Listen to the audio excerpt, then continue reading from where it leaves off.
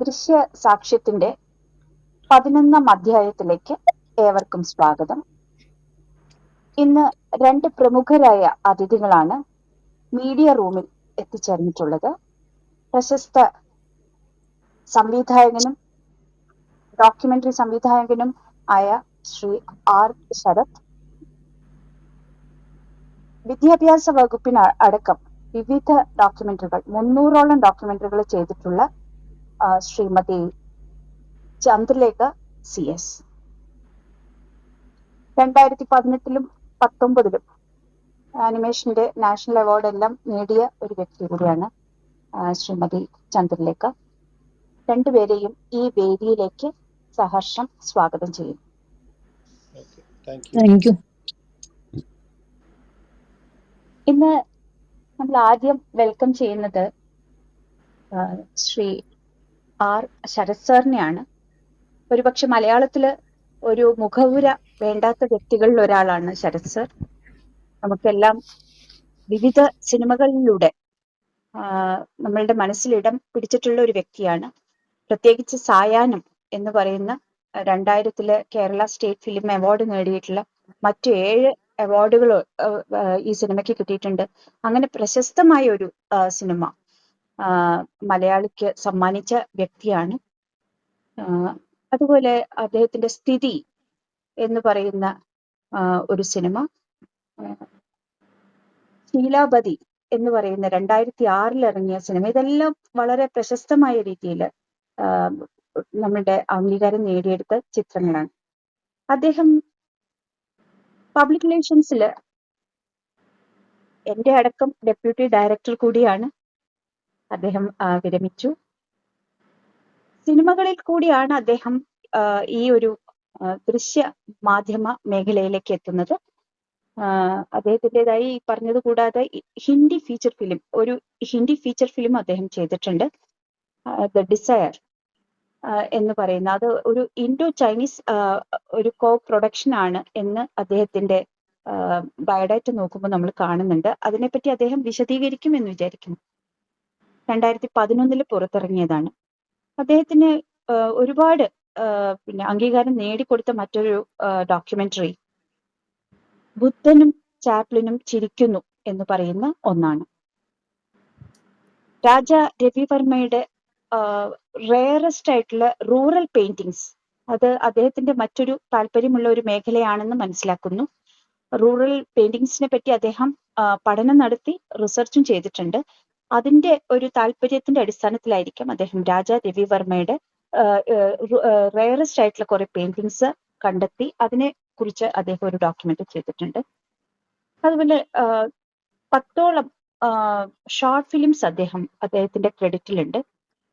അതിൽ ചിലതെല്ലാം ഹിന്ദിയിൽ വളരെ പ്രശസ്തമായ ചില ഷോർട്ട് ഫിലിംസ് ആണ്. പുരാണി, അതുപോലെ തന്നെ ഡിവൈൻ ലവ് എന്നൊക്കെ പറയുന്ന ഇതെല്ലാം രാജാ രവിവർമ്മയെ പറ്റിയിട്ടുള്ള ഡിവൈൻ ലവ്, അതെല്ലാം ഇംഗ്ലീഷിലാണ് അദ്ദേഹം ചെയ്തിട്ടുള്ളതെന്നാണ് ഞാൻ മനസ്സിലാക്കുന്നത്. ഇംഗ്ലീഷിലും ഹിന്ദിയിലും ചെയ്ത ഡോക്യുമെന്ററീസ് ഉണ്ട്.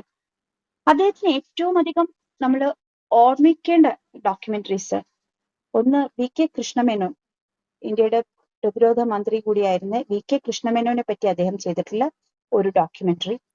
അതുപോലെ എടുത്തു പറയേണ്ട വളരെയധികം പേരൊന്നും കൈവയ്ക്കാത്ത ഒരു മേഖലയിൽ അദ്ദേഹം ചെയ്തിട്ടുള്ള ക്ഷേത്രവാദ്യങ്ങളെ കുറിച്ച്, അതായത് മിഴാവ്, കൊമ്പ്, കുഴൽ, തായമ്പക, പാണി, ഇതെല്ലാം നമ്മൾ അധികം കേൾക്കാത്ത ഇലത്താളം, ചേങ്കില എന്നൊക്കെ പറയുന്ന ദേവവാദ്യങ്ങൾ എന്ന പേരിൽ അദ്ദേഹം ഈ വാദ്യങ്ങളെ നമ്മളെ പരിചയപ്പെടുത്തുന്ന വളരെ മനോഹരമായ രീതിയിൽ അതിന്റെ സംഗീതാത്മകമായ ഒരു അന്തരീക്ഷം സൃഷ്ടിച്ചുകൊണ്ട് ക്ഷേത്രവാദ്യങ്ങളെ പരിചയപ്പെടുത്തുന്ന ഒരു ഡോക്യുമെന്ററിയാണ്. അതുപോലെ അദ്ദേഹത്തിൻ്റെതായിട്ടുള്ള നിരവധി ഡോക്യുമെന്ററികൾ ഇനിയും വരാനുണ്ട്. അതില് ഗീതാ ഗോവിന്ദം എന്ന് പറയുന്ന ഒരു പ്രോജക്റ്റിന്റെ, അത് ഇന്ത്യൻ ഇന്ദിരാഗാന്ധി നാഷണൽ സെന്ററിന്റെ ഒരു പ്രോജക്റ്റ് ആണ്.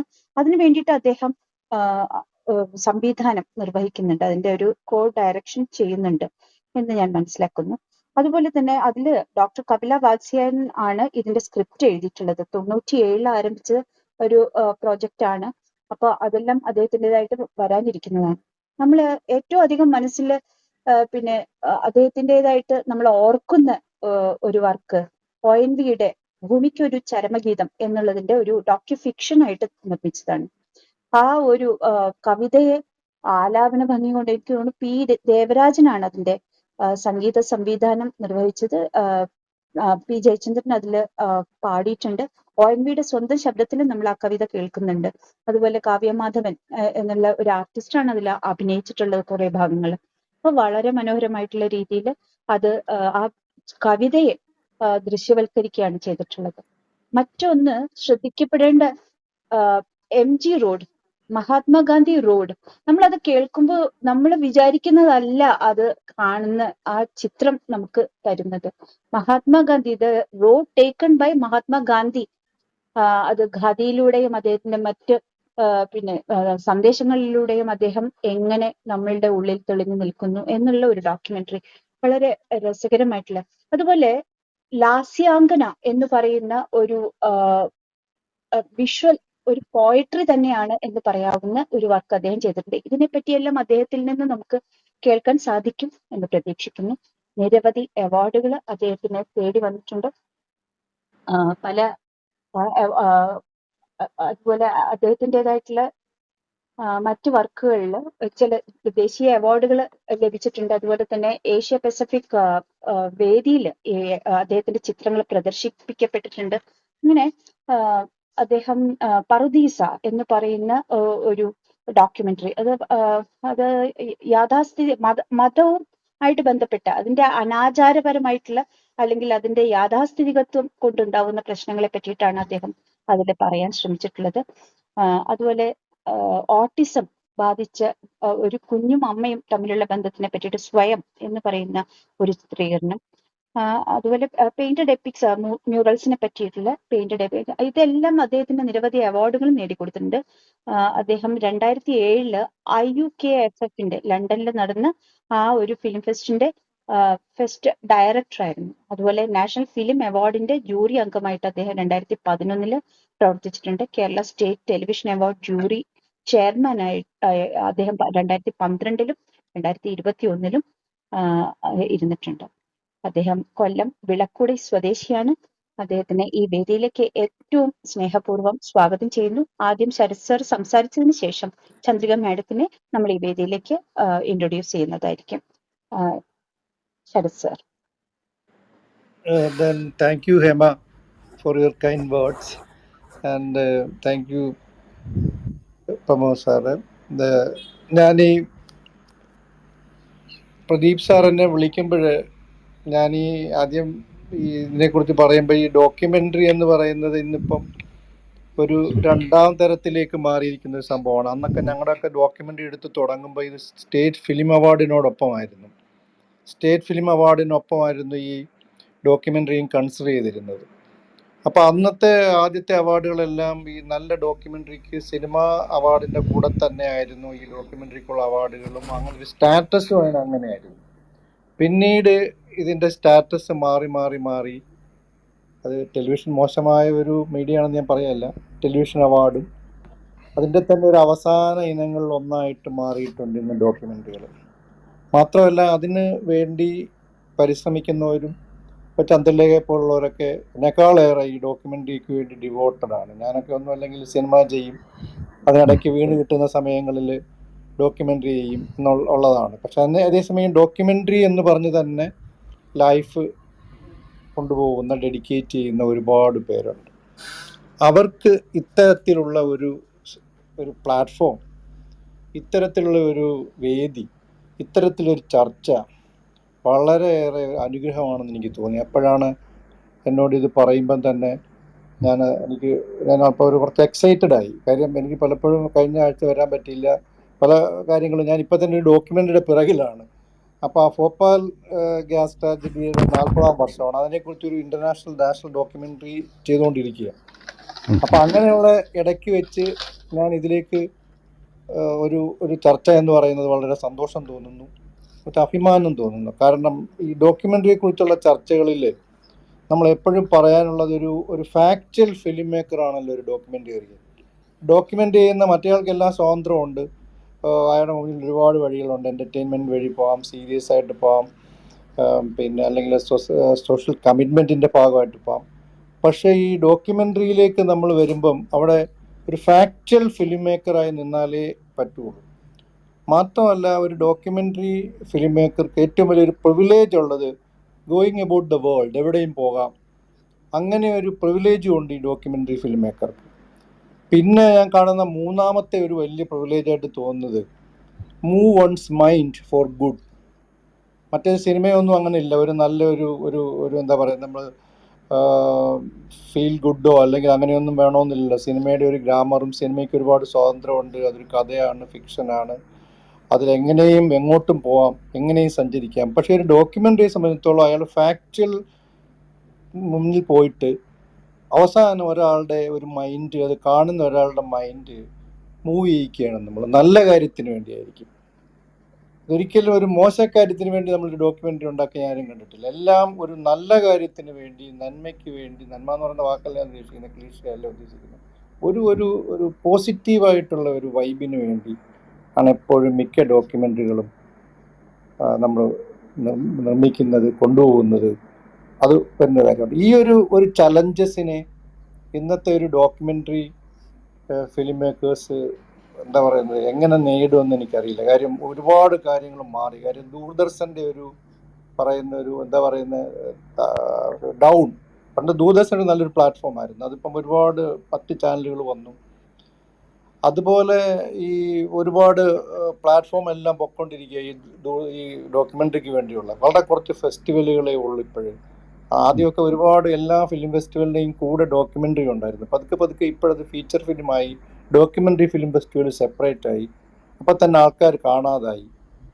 അങ്ങനെയൊക്കെയുള്ള ഒരുപാട് എന്താ പറയുന്നത് ചലഞ്ചസ് ആണ് ഇന്ന് ഡോക്യുമെൻ്ററി ഫിലിം മേക്കേഴ്സ് നമ്മുടെ മുമ്പിൽ അവർ നേരിടുന്നത്.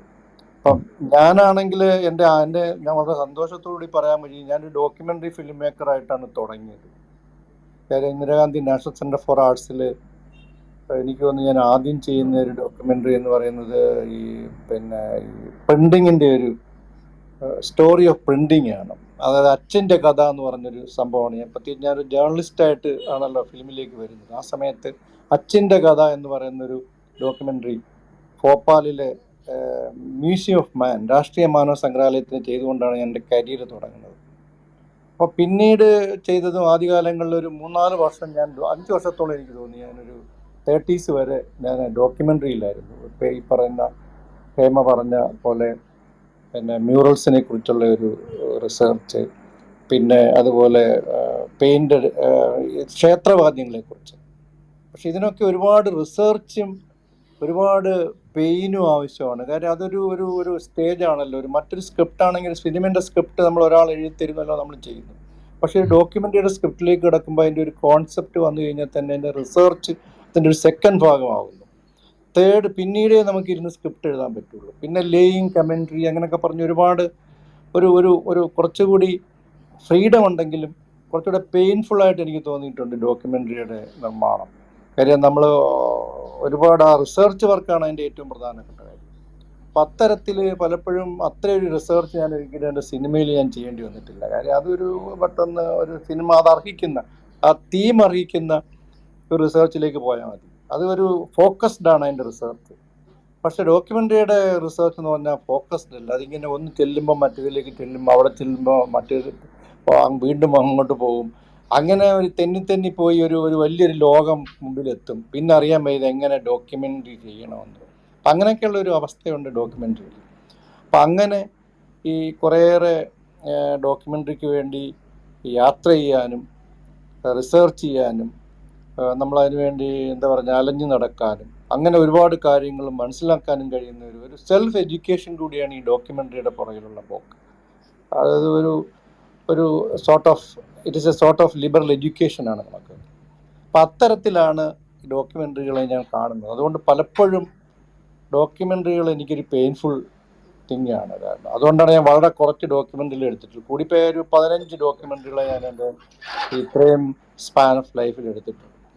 പിന്നെ ഈ ഷോർട്ട് ഫിക്ഷന് കുറച്ചുകൂടി ഒരു സ്വാതന്ത്ര്യമുണ്ട്. ONV സാറിൻ്റെ ഭൂമിക്കൊരു ജലവിഹിതം ചെയ്യുന്നൊരു നല്ല അവസ്ഥയാണ്. അത് ഫിക്ഷനും അല്ല, അത് ഡോക്യുമെൻ്ററിയും ആവണം.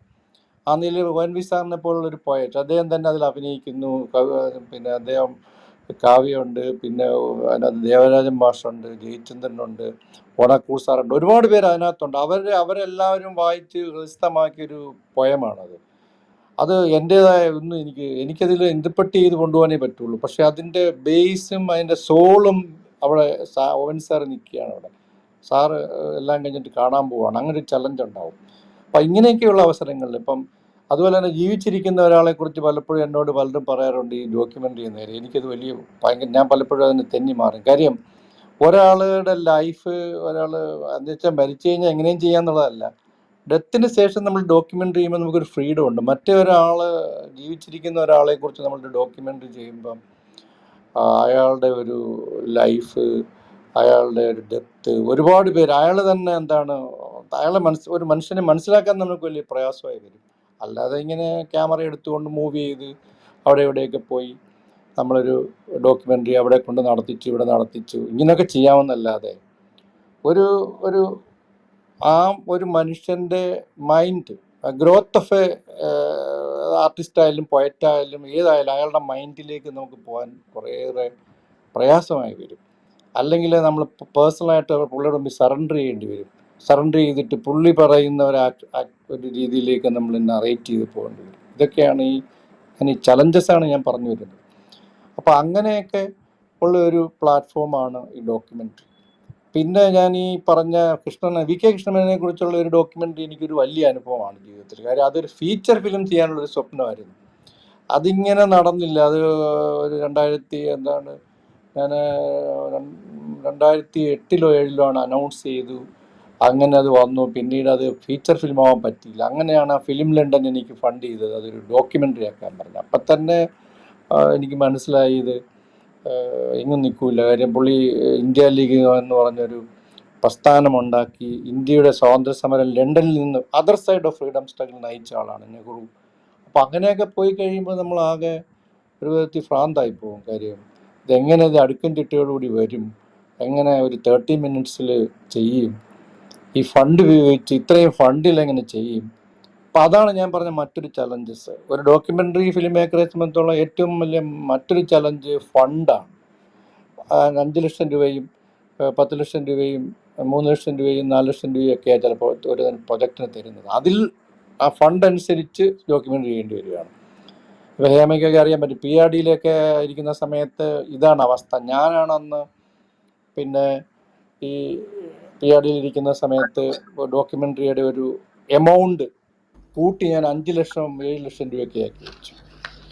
ചന്ദ്രലേഖയ്ക്കൊക്കെ അറിയാമായിരിക്കും, പലർക്കും അറിയാം. അത് വലിയൊരു ഇഷ്യൂ ആയി. കാര്യം ഇങ്ങനെ ഒരു ഡോക്യുമെൻ്ററി ചെയ്യുന്നതിന് 5 ലക്ഷം രൂപ എന്തിനാണ്, അല്ലെങ്കിൽ 7 ലക്ഷം രൂപ എന്തിനാണ്? അവസാനം അന്ന് CM-ൻ്റെ അടുത്ത് വരെ എത്തി. അപ്പം CM-നോട് അന്ന് പറഞ്ഞ് ഇത്രയൊക്കെ ഒരുപാട് പേര് പരാതിയായിട്ട് വന്നു, ഒരു 5 ലക്ഷം രൂപയുടെ ഡോക്യുമെൻ്ററി അത് 3 പേർക്ക് വീതിച്ചു കൊടുത്താൽ, അല്ലെങ്കിൽ 2 പേർക്ക് വീതിച്ചു കൊടുത്താൽ 2 പേർക്ക് ഡോക്യുമെൻ്ററി കിട്ടുകയല്ലേ എന്നൊക്കെ പറഞ്ഞു. അപ്പം ഞാനന്ന് എന്നെ വിളിച്ച് പറഞ്ഞു, CM അന്നു പറയുമ്പോൾ എന്നോട് പറഞ്ഞു, എന്ത് ഇത് ഒരു ഇത്രയും രൂപ ആവശ്യമുണ്ടോ? വേറൊരാൾ കണ്ട് പറയുന്നത് 2.5 ലക്ഷം രൂപയ്ക്ക് ചെയ്യാം, മറ്റൊരാൾ പറയുന്നതുകൊണ്ട് 3 ലക്ഷം രൂപയ്ക്ക് ചെയ്യാം. അപ്പം ഞാനന്ന് പറഞ്ഞൊരു കാര്യം, നമുക്ക് ഒരു ഒരു ഒരു കല്യാണ വീഡിയോ എടുക്കുന്നത് പോലെ ഒരു സാധനം 2 ലക്ഷം രൂപയ്ക്ക് എടുക്കാം, 1 ലക്ഷം രൂപയ്ക്ക് എടുക്കാം, 50,000 രൂപയ്ക്ക് സാർ ഞാൻ ചെയ്യാമെന്ന് പറഞ്ഞു. എനിക്ക് വേണമെങ്കിൽ 50,000 രൂപയ്ക്ക് വേണമെങ്കിൽ ഞാൻ ചെയ്തു തരാം. പക്ഷേ പറയുന്ന ഒരു റിസർച്ചും ക്വാളിറ്റിയും ഒക്കെ അച്ചീവ് ചെയ്യുന്നതിന് വേണ്ടി അതിനൊരു കൺസിഡറബിൾ ആയിട്ടുള്ളൊരു ബഡ്ജറ്റ് ആവശ്യമാണ്. അതാണ് ഡോക്യുമെൻ്ററി ഡോക്യുമെൻ്ററി ഫിലിം മേക്കേഴ്സ് അഭിമുഖീകരിക്കുന്ന മറ്റൊരു വിഷയം, ലാക്ക് ഓഫ് ഫണ്ട്. അത് എങ്ങനെയെങ്കിലും ചെയ്യാനായിട്ട് നിർബന്ധിക്കപ്പെടുക. പിന്നെ മറ്റൊരു ചലഞ്ചായിട്ട് ഞാൻ കാണുന്നത് അതിൻ്റെ നറേഷനും ഒക്കെയാണ്. മറ്റ് ഫോറിനൊക്കെ ആയിട്ടുള്ള ചില ഡോക്യുമെൻ്ററികൾ കാണുമ്പം പല ഫെസ്റ്റിവലിലും പോയി വെളിയിലുള്ള ഡോക്യുമെൻ്ററി കാണുമ്പോൾ നമുക്കിനി ഡോക്യുമെൻ്ററി ചെയ്യേണ്ടെന്ന് തോന്നും. കാരണം പിന്നെ ഈ അവരുടെ ഒരു അവരുടെ ഒരു എല്ലാ മ്യൂസിക്കിന് അവർ കൊടുക്കുന്ന ഇമ്പോർട്ടൻസ്, അതിലെ നറേഷൻ, ആ നറേറ്റ് ചെയ്യുന്ന ആൾ, ആ കമൻട്രി പറയുന്ന ആളുടെ ആക്സെൻറ്റ്, അതിൻ്റെ സ്ഫുടത, അയാൾ അതിൽ ഇവോൾവ്മെൻറ്റ്, ഇത് ഇവിടെയൊക്കെയുള്ള പല ഡോക്യുമെൻ്ററി ഞാൻ കണ്ടിട്ടുണ്ട്. ഒരു 40 മിനിറ്റുള്ള ഡോക്യുമെൻ്ററി ഒരാൾ വന്ന് 5 മിനിറ്റ് കൊണ്ട് നറേറ്റ് ചെയ്ത് അങ്ങ് പോവുകയാണ്. പക്ഷെ അതൊരു ഇവോൾവ്മെൻറ്റ് എന്താണെന്നും അതെങ്ങനെയാണ് അതാ ഈ അയാളുടെ ഇൻവോൾവ്മെന്റും അയാൾ അതിൽ കാണിക്കുന്ന സെൻസിറ്റിവിറ്റിയാണ് ഡോക്യുമെന്റ് കാണുന്ന ആളും മനസ്സിലേക്ക് കൊണ്ടുപോകുന്നത്. അത് ഒരു സിനിമ കാണുമ്പോൾ ക്യാരക്ടേഴ്സ് ആണല്ലോ അവരെ നയിക്കുന്നത്. ഈ സിനിമയിൽ ഒരു ചെറിയ ക്യാരക്ടറിന് പോലും വലിയ ഒരു പ്രാധാന്യം ഉണ്ടെന്ന് വിശ്വസിക്കുന്ന ആളാണ് ഞാൻ. വലിയ മെയിൻ ആക്ടേഴ്സ് അല്ലാതെ സപ്പോർട്ടിങ്. അതേപോലെ ഒരു ഡോക്യുമെന്ററിയിൽ ഈ മാതിരിയുള്ള ഈ കമന്ററി, ലേയിങ് കമന്ററി, മ്യൂസിക്, ഇത്തരം കാര്യങ്ങളൊക്കെ വളരെ ഇമ്പോർട്ടൻ്റ് ആയിട്ട് നമ്മൾ പലപ്പോഴും കാണാറില്ല. അപ്പം അതും ഈ പറയുന്ന ഈ ഡോക്യുമെൻ്ററി ഫിലിം മേക്കേഴ്സ് പിന്നെ നമ്മൾ അഭിമുഖീകരിക്കുന്ന ഏറ്റവും വലിയ മറ്റൊരു ചലഞ്ചാണ്. ബഡ്ജറ്റ് പോലെ ഇവർക്കൊക്കെ എല്ലാം ഷൂട്ടിംഗ് കഴിഞ്ഞ് കഴിയുമ്പോഴത്തേക്ക് പിന്നെ ബഡ്ജറ്റ് ഉണ്ടാവില്ല. അപ്പോൾ ആരെങ്കിലും കൊണ്ടൊരു മ്യൂസിക്കും ചെയ്ത്, ആരെങ്കിലും ഒരു കമൻട്രിയും പറയിച്ച്, ആരെങ്കിലും ഒരു ഗ്രാഫിക്സും ആക്കി ഇങ്ങനെ പോകുന്ന അവസ്ഥയാണ്. അതുകൊണ്ടാണ് ഞാൻ പറഞ്ഞത് എപ്പോഴും ഡോക്യുമെൻ്ററിയുടെ ഈ ഫണ്ടിങ്ങിനെ കുറിച്ച് ഞാൻ മൂന്നാമത്തെ ഇമ്പോർട്ടൻസ് പറഞ്ഞത്. ആദ്യം അതും വളരെയേറെ ഒരു ഇമ്പോർട്ടൻ്റ് ആണ്. പിന്നെ ഈ പറഞ്ഞ ലാസ്റ്റിൽ ഏറ്റവും ഈ ക്ലബ് ഹൗസ് ഒക്കെ അർഹിക്കുന്ന ഒരു പ്രാധാന്യം എന്താണെന്ന് ചോദിച്ചാൽ ഇതൊരു പ്ലാറ്റ്ഫോം. അതാണ് ഏറ്റവും വലിയ കാര്യം. നമ്മളൊക്കെ ഒരു ഡോക്യുമെൻ്ററി ഉണ്ടാക്കി വെക്കുകയാണ്, പക്ഷേ പലരും കാണുന്നില്ല. നമ്മളൊക്കെ തന്നെ നമ്മൾ പല ഡോക്യുമെൻ്ററികളൊക്കെ അവർക്കൊക്കെ ചെയ്തിട്ടുള്ളതുകൊണ്ട് അതൊക്കെ ആർക്കൈവ്സിലും പല മ്യൂസിയത്തിലും ഒക്കെ ഉണ്ട്, എന്നും പ്രിസർവ് ചെയ്യുന്നുണ്ട്. അങ്ങനെയെങ്കിലും ഒരു സമാധാനത്തിലാണ് നമ്മളൊക്കെ ജീവിക്കുന്നത്. കാര്യം ഈ നമ്മൾ ചെയ്ത ഡോക്യുമെൻ്ററികളൊക്കെ ബ്രിട്ടീഷ് മ്യൂസിയത്തിലായാലും തായ്പേയിലായാലും അങ്ങനെ പല ടോക്കിയോയിലായാലും പല മ്യൂസിയംകാരൊക്കെ വാങ്ങിക്കുകയും അല്ലെങ്കിൽ അവരിൽ കൊടുക്കുകയും ഒക്കെ ചെയ്ത് പ്രിസർവ് ചെയ്തിട്ടുണ്ട്, ആർക്കൈവ് ചെയ്തിട്ടുണ്ട്. അതെന്തെങ്കിലും ഒരു ഫ്യൂച്ചറിൽ ഒരാൾക്കാർക്കൊരു ഡോക്യുമെൻ്റായി തീരും എന്നുള്ളൊരു സമാധാനം മാത്രമാണുള്ളത്. അല്ലാതെ മറ്റൊരു വെനുവും കണ്ടിട്ടില്ല. പലപ്പോഴും ഈ നമുക്കൊക്കെ ഈ അവാർഡ് എന്നൊക്കെ പറയുന്നത് പലപ്പോഴും ഇത് കിട്ടിയിട്ടുണ്ടെങ്കിൽ അതൊന്നും ഒരു അറ്റൻഷൻ അല്ല. അത് അവാർഡ് കിട്ടുമെന്നല്ലാതെ അത് ആളുകൾ കാണണമെന്നില്ല. ഒരു അവാർഡ് ഒരു സംഭവത്തിന് സിനിമയ്ക്കാണെങ്കിലോ എന്തെങ്കിലും കിട്ടുന്നതിൻ്റെ അർത്ഥം ഇങ്ങനെ ഒരാളൊരു നല്ല സിനിമ എടുത്തു, അത് നമ്മളെല്ലാം കാണണം, അതെല്ലാവരും കാണേണ്ടതാണ്, കാണാൻ കൊള്ളാവുന്നതാണ് എന്ന് ആളുകളെ ഒരു അനൗൺസ് ചെയ്യുന്ന ഒരു ദൗത്യമാണ് ഇതിന് ഉള്ളത്. പക്ഷെ അത് പലപ്പോഴും ഞാനും അതിലൊരു ഉത്തരവാദിത്തമുള്ള ആളാണ്. ഞാനും PRDയിൽ നിന്ന് എനിക്കറിയാം. ഞാൻ എൻ്റെ ഡെപ്യൂട്ടി ഡയറക്ടർ വിഷ്വൽ മീഡിയയിലായിട്ട് റിട്ടയർ ചെയ്യുന്ന സമയത്തൊക്കെ ഞാൻ ഒരേറെ ഡോക്യുമെൻ്ററികൾ ഇങ്ങനെ PRDയുടെ ഷെൽഫിലുണ്ട്. അതൊന്നും കാണിക്കാൻ പറ്റുന്നില്ല. അതൊക്കെ എവിടെയെങ്കിലും ഒരു ഫെസ്റ്റിവൽ ഉണ്ടാക്കി തന്നെ വന്നാൽ ആളുകൾ വന്ന് കാണൂല. അപ്പം അതിനൊക്കെ ഈ ചെറിയ ചെറിയ പ്ലാറ്റ്ഫോമുകളുണ്ട്. അത് ഉണ്ടാവണം. അതെനിക്ക് തോന്നുന്നു ഈ ഡോക്യുമെൻ്ററി ഫെസ്റ്റിവലൊക്കെ പുറത്തുള്ള രാജ്യങ്ങളിലൊക്കെ ഉള്ളൊരു ഗുണമെന്ന് പറഞ്ഞാൽ അവിടെയൊക്കെ ഒരുപാട് ഈ ചാനലുകളിലും ഒക്കെ RTI മുതലായ ടെലിവിഷൻ ചാനലുകളിലൊക്കെ ഇതിങ്ങനെയൊക്കെയുള്ള ഡോക്യുമെൻ്ററികൾ കാണിക്കുക. അവർക്കൊരു ചെറിയ പൈസ, നമ്മുടെയൊക്കെ പല കൾച്ചറൽ സിഗ്നിഫിക്കൻസ് ഉള്ളതൊക്കെ അവർക്ക് പീനട്ട് പോലെയുള്ളവരോടെ കാണിക്കാറുണ്ട്. അങ്ങനെ കുറച്ച് പേര് കാണുമ്പം പിന്നെ യൂണിവേഴ്സിറ്റി മറ്റൊരു വെനുവാണ്. വെളിയിലൊക്കെ ശ്രദ്ധിച്ചിട്ടുണ്ട് ഞാൻ. പല യൂണിവേഴ്സിറ്റിയിലും പല ഡോക്യുമെൻ്ററികളായിട്ട് പോയിട്ടുണ്ട്. ഇപ്പം മഹാത്മാഗാന്ധി റോഡ് നമ്മുടെ ഹേമ പറഞ്ഞ ഒരു ഇമ്പോർട്ടൻ്റ് ആയിട്ട് സംഭവമാണ്. അതിൻ്റെ റിലവൻസ്, അതായത് നമ്മുടെ വസ്ത്രം, നമ്മുടെ സെക്കൻഡ് സ്കിന്നാണ് ഡ്രസ്സ്. ആ വസ്ത്രത്തിലൂടെ ഒരു വലിയൊരു വിപ്ലവം ഉണ്ടാക്കിയ വ്യക്തിയാണ് പിന്നെ മഹാത്മാഗാന്ധി. മഹാത്മാഗാന്ധി ഞാൻ ഫ്രീഡം, അതാണ് ഞാൻ പറയാൻ വെച്ചത്. മഹാത്മാഗാന്ധി റോഡെന്ന് പറയുന്നത് നമ്മുടെയൊക്കെ മുന്നിലുള്ള ഒരു റോഡാണ്. മറ്റൊരു നമുക്കിഷ്ടമുള്ള സ്കിൻ ഡ്രസ്സ് ധരിക്കാം. ആ ഡ്രസ് പാറ്റേണൊക്കെ ഇപ്പോഴും ആ ഖാദിയിലൂടെ തന്നെ മാറുന്നുണ്ട് ആൾക്കാർ. പുതിയ ഇതൊക്കെ വരുന്നുണ്ട്. പിന്നെ അതൊരു വലിയ പൊളിറ്റിക്കൽ മെസ്സേജും ഉണ്ട്. ഞാനത് പറയാൻ മനസ്സിലാവും. ഇപ്പോൾ പല ഇതിലൊക്കെ ചില ഇന്ത്യയിൽ തന്നെ 1-2 സ്കൂളിലൊക്കെ ചോദ്യം ചോദിച്ചു മഹാത്മാഗാന്ധി എങ്ങനെ ആത്മഹത്യ ചെയ്തത്, അല്ലെങ്കിൽ മഹാത്മാഗാന്ധി അങ്ങനെയൊക്കെ വിശ്വസിക്കുന്ന ഒരു സൊസൈറ്റി ഉണ്ട്. അതിലൊക്കെ നമ്മൾ അങ്ങനെയൊക്കെ ഉള്ള ഒരവസ്ഥയിലൂടെയാണ് ഞാൻ അത് ചെയ്തത്. അപ്പോൾ എനിക്ക് മനസ്സിലായി, ഞാൻ വെളിയിൽ ഒരുപാട് പേര് പിന്നെ മഹാത്മാഗാന്ധിയെ ഇൻ്റർപ്രറ്റ് ചെയ്യുന്നതിൽ ഉള്ള ഒരു വ്യത്യസ്തത കൊണ്ടത് ഒരുപാട് പല യൂണിവേഴ്സിറ്റിയിലും കാണിക്കുക ഞാൻ കണ്ടിട്ടുണ്ട്. അതുപോലെ അത് നമ്മുടെ യൂണിവേഴ്സിറ്റികളൊന്നും അങ്ങനെയൊന്നും വന്നിട്ടില്ല. പല യൂണിവേഴ്സിറ്റികളിലും ഞാൻ അതുപോലെ ഈ ദേവവാദ്യങ്ങൾ, ആദ്യമേ ഹേമ പറഞ്ഞ ദേവവാദ്യങ്ങൾ ഞാൻ വളരെയേറെ പെയിൻ എടുത്ത് ചെയ്തതാണ്. ഈ വാദ്യങ്ങൾ, ക്ഷേത്രവാദ്യങ്ങളാണെങ്കിൽ അതിനൊരു സംഗീതമുണ്ട്, ഒരു മധുരിമയുണ്ട്. ആ ക്ഷേത്രവാദ്യങ്ങൾക്ക് ഒരു ഇമ്പോർട്ടൻസ് ഉണ്ട്. ഈ പഞ്ചവാദ്യവും തായമ്പകയും. അപ്പോൾ ഈ മട്ടന്നൂർ ശങ്കരൻകുട്ടിയും പെരുവനം കുട്ടന്മാരാരും ഇങ്ങനെയൊക്കെയുള്ള ഒരുപാട് പിന്നെ പ്രഗത്ഭരായ ഒരു വാദ്യ കലാകാരന്മാർ തന്നെ ഈ തൃശ്ശൂർ ഭാഗങ്ങളുണ്ട്. അതുപോലെ പാണി, അതുപോലെയൊക്കെയുള്ള ചെറിയ ചെറിയ ഇൻസ്ട്രുമെൻറ്റ്സ് പോലും, ശംഖ്, ഇടയ്ക്ക, അതിൻ്റെയൊക്കെ പ്രാധാന്യത്തെക്കുറിച്ച്. അത് പിന്നെ എനിക്ക് നല്ലൊരു ഫണ്ട് കിട്ടാൻ കാര്യം Indira Gandhi national centre for arts ആണ് അത് ചെയ്തത്. അതുകൊണ്ട് അവരെ എനിക്ക് കൺവിൻസ് ചെയ്യാൻ പറ്റി. ഇതൊരു ഡോക്യുമെൻ്റാണ്, ഇത് ചുമ്മാതെ ഒരു ഡോക്യുമെൻ്ററി മാത്രമല്ല, ഇതൊരു എന്നും സൂക്ഷിക്കാൻ പറ്റുന്ന ഒരു ഡോക്യുമെൻ്റ് ആണെന്ന് പറഞ്ഞവരെ കൺവിൻസ് ചെയ്യാനും കഴിഞ്ഞു. അന്ന് എൻ്റെ ഒരു ഗുണമുണ്ടായിരുന്നു, ഞാൻ ഷായ് സാറിനോട് വർക്ക് ചെയ്തുകൊണ്ട് ഷായ് സാർ തന്നെയാണ്, ഷാജീൻ കഴിഞ്ഞ് തന്നെയാണോ അന്ന് ക്യാമറ അന്ന് ചെയ്തത്. ചോളൂർ കൃഷ്ണൻകുട്ടി അതിൻ്റെ സ്ക്രിപ്റ്റിൻ്റെ ഭാഗമായിട്ട് കൂടെ ഒന്ന് സപ്പോർട്ട് ചെയ്തു. അപ്പോൾ അങ്ങനെ പ്രഗത്ഭരായ എല്ലാ ആൾക്കാരും, ഈ കല്ലൂർ രാമൻകുട്ടി, കല്ലയക്കുളങ്ങര അച്ഛൻകുട്ടി, ഇങ്ങനെയൊക്കെ പല ആൾക്കാർ, പിന്നെ കലാമണ്ഡലം പരമേശ്വരൻ, എല്ലാം മാസ്റ്റേഴ്സ് വന്ന് ചെയ്തു തന്നു. ഞാൻ അവരെയൊക്കെ പറഞ്ഞ് ആലോചിക്കുകയാണ്. അപ്പോൾ ഞാൻ അവരോടൊക്കെ പറഞ്ഞു, ഇതാണ് ഇതിൻ്റെ ഒരു വിഷ്വൽ എന്ന് പറയുമ്പോൾ അവരൊക്കെ തന്നെ പൈസയൊക്കെ കുറച്ച്, പഞ്ചവാദ്യമൊക്കെ തന്നെ ആളുകളും ദയമ്പയൊക്കെ വന്നങ്ങ് വീണ്ടും വീണ്ടും ചെയ്യും. അവർ പറഞ്ഞ് ഇതൊക്കെ ഒന്ന് റെക്കോർഡ് ചെയ്യപ്പെടേണ്ട. അതുകൊണ്ട് അത് ഈ പറയാൻ കാര്യം, ഡോക്യുമെൻറ്റേഷൻ എന്ന് പറയുന്ന ഒരു പ്രോസസ്സും ഈ ഡോക്യുമെൻ്റിൻ്റെ ഏറ്റവും വലിയ ഇമ്പോർട്ടൻ്റ് ആണ്. അതെല്ലാം മാറി, ആ ചിട്ട മാറി, എൻ്റെ വഴി മാറി.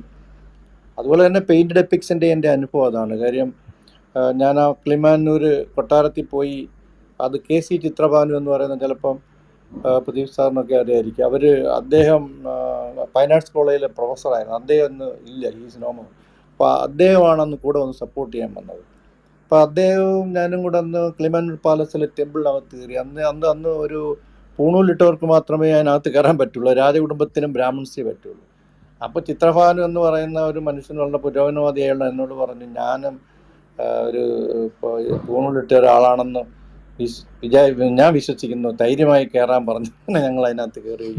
കുറേയേറെ ഈ ക്ഷേത്രത്തിൽ അന്ന് ചെല്ലുമ്പോൾ രസമായ കാര്യം, അന്ന് പൂജാരിമാരെല്ലാം ഈ മ്യൂറൽ പെയിൻറ്റിങ്സിനെ എല്ലാം ഉത്സവമാകുമ്പം അത് വാഷ് ചെയ്യാൻ വേണ്ടി ചകിരി സോപ്പും വെച്ച് ഉരച്ച് കഴുകുകയാണ് പണ്ടത്തെ ഒരു രീതി. ആ മനോഹരമായ രവിവർമ്മയൊക്കെ അന്ന് പണ്ട് വരച്ചു പഠിച്ചിരുന്നതാണ്. രവിവർമ്മയെ ഒരുപാട് പേര് വരച്ചു പഠിച്ചിരുന്ന സാധനങ്ങളൊക്കെ അന്നത്തെ കാലത്ത് ഉത്സവ സമയത്ത് ക്ലീൻ ചെയ്യാൻ വേണ്ടി കംപ്ലീറ്റ് വാഷ് ചെയ്യും. പിന്നീടൊരു കഴിഞ്ഞപ്പോൾ അത് മാറി, ഒരു 10-15 വർഷത്തിന് മുമ്പ് അത് നിർത്തി. എങ്കിൽ കൂടി ഒരുപാട് ഇങ്ങനെ നഷ്ടപ്പെട്ടു പോയിരുന്നു. അപ്പോൾ അതെനിക്കന്ന് ഡോക്യുമെൻ്റ് ചെയ്യാൻ പറ്റി. അതും ഈ പറയുന്നതിൻ്റെ കൂട്ടൊരു ഫണ്ടിങ്ങിൻ്റെ പ്രശ്നം വരാതെ പെയിൻറ്റഡ് എപ്പിക്സ് എന്ന പേരിൽ ഞാനത് ചെയ്തു. എനിക്ക് തോന്നുന്നു എൻ്റെ ജീവിതത്തിലെ എല്ലാ മ്യൂറൽ പെയിൻറ്റിങ്സും, അത് പിന്നൊരു അഡ്വാൻറ്റേജ് കിട്ടിയത് ആർക്കിയോളജിയുടെ കീഴിലുള്ള എല്ലാ ഇതുപോലെ ആർക്കിയോളജിയുടെ കീഴിലുള്ള എല്ലാ ഇൻസ്റ്റിറ്റ്യൂഷൻസും തുറന്നു തന്നു, ഒരു ഗവൺമെൻറ് ഡോക്യുമെൻ്ററി ആയതുകൊണ്ട്. അതുകൊണ്ട് അതെല്ലാം മട്ടാഞ്ചേരിയും അവിടെ ഇവിടെയും ഗുരുവായൂർ ഇവിടെ എല്ലാം എനിക്ക് ഡോക്യുമെൻ്റ് ചെയ്യാൻ പറ്റി. ദാറ്റ്സ് ഓൾസോ എനിക്ക് ഒരു വണ്ടർഫുൾ എക്സ്പീരിയൻസ് ആണ് ഡോക്യുമെൻ്ററി. അതിനും ഒരു വർഷത്തോളം പോകും. ഞാനീ പറഞ്ഞു വയ്ക്കുന്ന അധികം ദീർഘിപ്പിക്കുന്നില്ല, ഞാനത് സമ്മപ്പ് ചെയ്യുകയാണ്. ഈ എൻ്റെ എക്സ്പീരിയൻസിൽ ഡോക്യുമെൻ്ററി ചെയ്യുകയാണ് കുറച്ചുകൂടെ പെയിൻഫുൾ.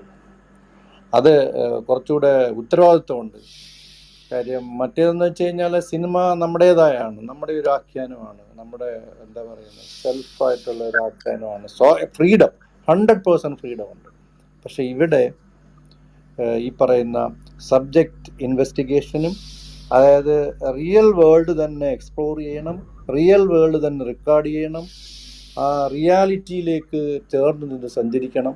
അതാണല്ലോ ഈ ഡോക്യുമെൻ്ററിയുടെ. ഇപ്പോൾ ഇതൊക്കെ ഗ്രാമർ മാറ്റാന്ന് പറഞ്ഞാൽ നമ്മൾ ഫിക്ഷൻ എലിമെൻ്റ് വന്നു കഴിഞ്ഞാൽ അതിൻ്റെ ഒരു പോവും. അപ്പം അത്തരത്തിൽ ഒരുപാട് പ്രയത്നവും ഹാർഡ് വർക്കും അർഹിക്കുന്ന ഒരു സാധനമാണ് ഈ ഡോക്യുമെൻ്ററികൾ. അപ്പോൾ അങ്ങനെയുള്ള ഒരു ഡോക്യുമെൻ്ററിക്ക് ഒരു വണ്ടർഫുൾ ആയിട്ടുള്ള ഒരു പ്ലാറ്റ്ഫോം ചർച്ച ചെയ്യാനായിട്ട് കണ്ടുപിടിക്കുകയും അത് മുന്നോട്ട് പോവുകയും ചെയ്യുന്നതിൽ എനിക്ക് വളരെയേറെ സന്തോഷമുണ്ട്. ഞാൻ നിങ്ങളെ അഭിനന്ദിക്കുന്നു. കാരണം ഈ ഒരു ചർച്ചകളൊക്കെ കണ്ടിന്യൂ ചെയ്യട്ടെ. എനിക്ക് സമയമുള്ളപ്പോൾ ഞാൻ ഇതിനകത്ത് കയറാം. കാര്യം എനിക്ക് തോന്നി ഈ സാറ്റർഡേ ഒക്കെ വരുമ്പം ഒരു പ്രശ്നം എന്ന് വെച്ച് കഴിഞ്ഞാൽ നമ്മൾ സാറ്റർഡേ സൺഡേയും അപ്പോഴും നമ്മൾ പലപ്പോഴും പുറത്ത് എന്തെങ്കിലുമൊക്കെ പ്ലാനിങ്ങും ഒക്കെ ആയിട്ടൊക്കെ പോകുന്ന ദിവസങ്ങളാണ്. അതൊരു മോശമായ ടൈമല്ല ഞാൻ പറഞ്ഞത്, എങ്കിലും അത് ഒരു ഇതായിട്ട് മാറിയതുകൊണ്ടാണ് നമ്മളൊക്കെ ഇങ്ങനെ പോകാൻ. അതൊക്കെ ഒന്ന് അത് കണ്ടിന്യൂ ചെയ്യട്ടെ. എല്ലാവിധ ആശംസകളും thank you for giving a chance or opportunity to talk like this. This sort of a wonderful opportunity. വളരെ സന്തോഷം ശ്രീ ശരത്. മാധ്യമ പ്രവർത്തകനായ താങ്കൾ എങ്ങനെ ഒരു ഡോക്യുമെന്ററി നിർമ്മാതാവായി? ആ കാര്യം പറഞ്ഞില്ല.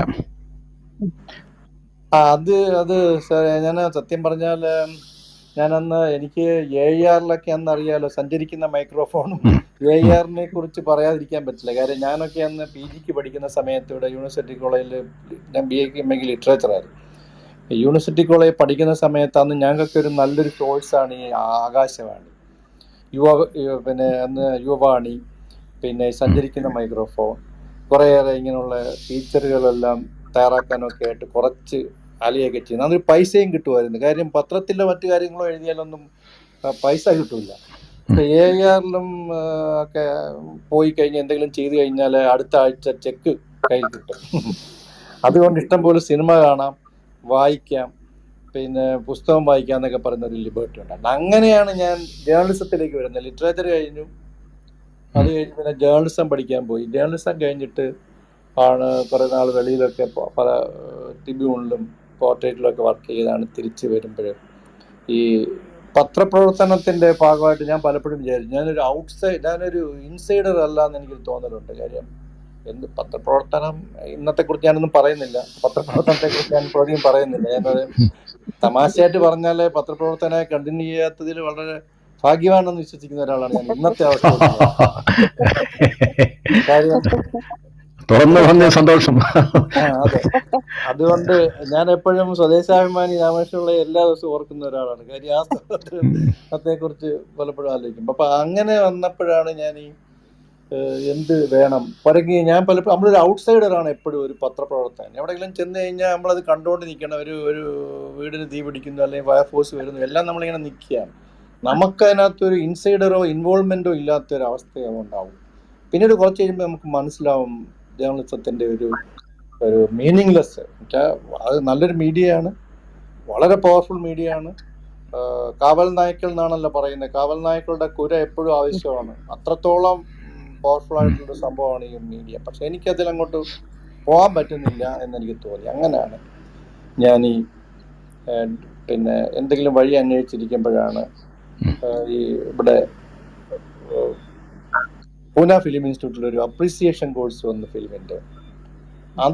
അത് കഴിഞ്ഞ് അത് പാസ്സായി കഴിഞ്ഞപ്പോഴാണ് എനിക്ക് അന്നൊരു ലക്കായിട്ട് പിന്നെ ഇവിടെ ട്രിനിറ്റി കോളേജ് UK-യിൽ അന്ന് ഞാൻ ആ ഷായ് സാറിൻ്റെ കൂടെ സ്വയം വർക്ക് ചെയ്യുകയാണ്. അപ്പോൾ അതിൽ അശ്വനി എന്ന് പറയുന്നൊരു ആക്ട്രസ് ഉണ്ട്. അവരെന്നോട് പറഞ്ഞു അവിടെ ഒരു ട്രിനിറ്റി കോളേജിൽ ഇവിടെ ഒരു 6 months കോഴ്സ് ഉണ്ട് TV ആൻഡ് ഫിലിം പ്രൊഡക്ഷൻ, അതിൽ സ്കോളർഷിപ്പ് കിട്ടുമെന്ന് പറഞ്ഞു. അങ്ങനെയാണ് ഞാൻ ആ വഴിക്ക് പോയി കംപ്ലീറ്റ് ചെയ്ത് വന്നപ്പോഴാണ് ഇങ്ങനെ ഒരു ഡോക്യുമെൻ്ററിയെ കുറിച്ചുള്ള, അന്ന് പിന്നെ അറിയാമല്ലോ ഫീച്ചർ ഫിലിം ചെയ്യാനൊക്കെ വലിയ പ്രയാസമാണ് ഒരു ബിഗിനർക്ക്. അങ്ങനെ ഞാൻ പതുക്കെ ഞാൻ ആലോചിച്ചു എനിക്ക് ഏറ്റവും ചെയ്യാൻ പറ്റുന്ന കാരണം അച്ചടിയുടെ ആയിരിക്കും. കാര്യം ഞാൻ പ്രസ്സിൽ വന്നു പ്രിന്റിങ്ങും ഒക്കെ എനിക്ക് ഒരുപാട് കാര്യങ്ങൾ അറിയാമല്ലോ. ആദ്യം അറിയാവുന്ന പണി ചെയ്യാമെന്ന് വിചാരിച്ച് പ്രിന്റിങ്ങിനെ കുറിച്ചൊരു ഡോക്യുമെൻ്ററി ചെയ്തു, അച്ഛൻ്റെ കഥ എന്ന് പറയും. അപ്പോൾ അതിങ്ങനെ ഫണ്ട് അന്വേഷിച്ച് നടന്നാണ് ഈ മ്യൂസിയം ഓഫ് മാൻ, രാഷ്ട്രീയ മാനവ സംഗ്രഹാലയ എന്ന് പറഞ്ഞ ഭോപ്പാലിൽ ഒരു ഇൻസ്റ്റിറ്റ്യൂഷൻ ഉണ്ട്. അവർ പറഞ്ഞു കല്ലച്ച് മുതൽ ഇങ്ങനെയുള്ള എല്ലാ സംഭവങ്ങളും കേരളത്തിൻ്റെ ഡോക്യുമെൻ്റ് ചെയ്യാമെങ്കിലും. അപ്പോൾ ആദ്യം അവർ പറഞ്ഞൊരു ഡോക്യുമെൻറ്റേഷൻ എന്ന് പറഞ്ഞാൽ തന്നത്, ഞാനത് ഡോക്യുമെൻ്ററി ആക്കി മാറ്റി.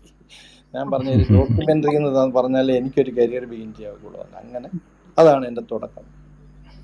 അപ്പൊ പല ഭാഷയിൽ എങ്ങനെയാ സാർ ചെയ്തത്? ഇപ്പോ ഹിന്ദി അത്രയും ഒരു കമാൻഡ് ഇല്ലാതെ സാറിന് അത് ചെയ്യാൻ പറ്റില്ലല്ലോ. അപ്പൊ അതിന്റെ ബേസ് എങ്ങനെയാണ്? അല്ല, ഞാൻ അങ്ങനെ കുറച്ച് പത്രപ്രവർത്തനം വെളിയിൽ ഈ ട്രിബ്യൂണിലൊക്കെ വർക്ക് ചെയ്തു, ചാണ്ടിഗഡും എവിടെയൊക്കെ. അപ്പൊ എനിക്കൊരു വർക്കിംഗ് നോളജ് ഉണ്ട് ഹിന്ദിയെ കുറിച്ച്. ഞാനൊരു 1-2 വർഷത്തോളം പത്രപ്രവർത്തനമായിട്ട് കഴിഞ്ഞിട്ട് ജേർണലിസം കഴിഞ്ഞ് നേരെ പോയത് ട്രിബ്യൂണിലാണ് ജോലി കിട്ടുന്നത്, ചണ്ഡീഗഡിലെ. പിന്നെ അത് ഡൽഹിയിലേക്ക് വന്നു. അന്ന് ഈ സുവർണക്ഷേത്രത്തിന്റെ ഒക്കെ ഇഷ്യൂ ഉള്ള സമയം. അപ്പം ഭയങ്കര റിസ്ക് ആയിരുന്നു ജോലി. അപ്പൊ അങ്ങനെ അത് കഴിഞ്ഞാണ് ഞാൻ പതുക്കെ ആ ഒരു വർക്കിംഗ് നോളജ് വെച്ച് ഇന്ത്യ എനിക്ക് എപ്പോഴും വലിയ ഇഷ്ടമാണ്. കാര്യം നാഷണൽ ലെവലിൽ ഒരു ദേശീയമായ നിലയിലാണ് എപ്പോഴും ഞാൻ കാണുന്ന എല്ലാ കാര്യങ്ങളും. അന്ന് എനിക്കത് മനസ്സിലായി. അതൊരു ഇപ്പം എനിക്ക് തോന്നുന്നു ഈ ദൂരദർശനിലും AR-ലും ഒക്കെ വർക്ക് ചെയ്യുന്നവർക്ക് ഈ ഒരു സ്വഭാവം ഉണ്ടാവുമെന്ന് തോന്നുന്നു. കാര്യം നമ്മൾ കാണുന്നത് ഒരു ദേശീയ വീഴ്ചപ്പാടിലൂടെ എല്ലാം കാണുന്നത്. അപ്പം അങ്ങനെ ഒരു കാഴ്ചപ്പാടുണ്ടാവും. നമ്മൾ ഡൽഹിയിൽ നിന്ന് നോക്കുന്നതും ചാണ്ഡിഗഡിൽ നിന്ന് നോക്കുന്നതും ബോംബെയിൽ നിന്നുള്ള നോക്കുമ്പോഴൊക്കെ നമുക്ക് മൊത്തത്തിലാണ് കാണുന്നത് ഇന്ത്യ. അങ്ങനെ ഒരു കോൺസെപ്റ്റ് വരുമ്പോഴാണ് ഈ ഡിവൈൻ ലവ് എന്ന് പറയുക, sorry, Indira Gandhi national centre for arts ഒരു അഡ്വർടൈസ് ചെയ്തു, ഗീത് ഗോവിന്ദം പിന്നെ മൾട്ടിമീഡിയ പ്രോജക്റ്റ് ചെയ്യുന്നു, അതിലൊരാളെ ആവശ്യമുണ്ട്. അങ്ങനെ വന്നപ്പോൾ ജേർണലിസ്റ്റും ഈ വിഷ്വലും ഒക്കെ കൂടെ വെച്ച് എക്സ്പീരിയൻസ് വെച്ച് ഞാൻ അപ്ലൈ ചെയ്തു. അങ്ങനെ ഞാൻ ഇൻ്റർവ്യൂവിന് പോയി. അങ്ങനെയാണ് എനിക്ക് ആ ഗീത് ഗോവിന്ദം പ്രൊജക്റ്റ് കിട്ടുന്നത്. അതൊരു വലിയ ഗുണമാണ്. ഇന്ത്യ കംപ്ലീറ്റ് നടന്ന് ഗീത് ഗോവിന്ദത്തിൻ്റെ influence in terms of culture, ആർട്ടിലെ പെയിൻറ്റിങ്സ്, പിന്നെ എല്ലാത്തിലുള്ള influence, Carnatic music, Hindustani music, ഗീത് ഗോവിന്ദത്തിന് അറിയാമല്ലോ സാറൊക്കെ, എല്ലാത്തിലും ഇൻഫ്ലുവൻസ് ചെയ്യപ്പെട്ട ഒരു സംഭവമാണ് ഗീത് ഗോവിന്ദം. അതിനെക്കുറിച്ച് ഒരു 150 ദിവസം പോയി ഷൂട്ട് ചെയ്യേണ്ടി വന്നു. MJ രാധാകൃഷ്ണനാണ് ക്യാമറ കൂടെ. ഞങ്ങൾ ഒരുമിച്ചൊരു നാട്ടുകാരാണ് പുനലൂര്. അപ്പോൾ അതുകൊണ്ട് ഞങ്ങൾ രണ്ടുപേരുടെ ഒരു ക്യാമറ എടുത്തുകൊണ്ട് ഇങ്ങനെ പോകാൻ, അങ്ങനെ ഒരു വിഷൻ, ഒരു നോളജ് ഉള്ളത് കൊണ്ടാണ് എനിക്ക് ഹിന്ദിയിൽ എപ്പോഴും കൂടുതൽ ഞാൻ ഡോക്യുമെൻ്ററികളും 1-2 ഫീച്ചർ ഫിലിമൊക്കെ ചെയ്യാൻ പറ്റും. അങ്ങനെയാണ് ഹിന്ദിയിലേക്കുള്ള ഒരു വരവ്. അല്ല, ഈ ഗീതാ ഗോവിന്ദം പ്രൊജക്ടിന്റെ കണ്ടിന്യൂവേഷൻ ആണോ ഇപ്പൊ താങ്കൾ ഇനിയും അത് പൂർത്തിയാക്കാറുണ്ട് എന്ന് പറഞ്ഞ ഒരു ഡോക്യുമെന്ററി? ഞാൻ ഇപ്പം ചെയ്യാൻ പോകുന്നത് സാർ, ചെയ്തുകൊണ്ടിരിക്കുന്നതെന്ന് വെച്ചാൽ നമ്മുടെ ഭോപ്പാൽ ഗ്യാസ് ട്രാജഡി ഇല്ലേ, അതിന് 40 വർഷം വരുവാണ്.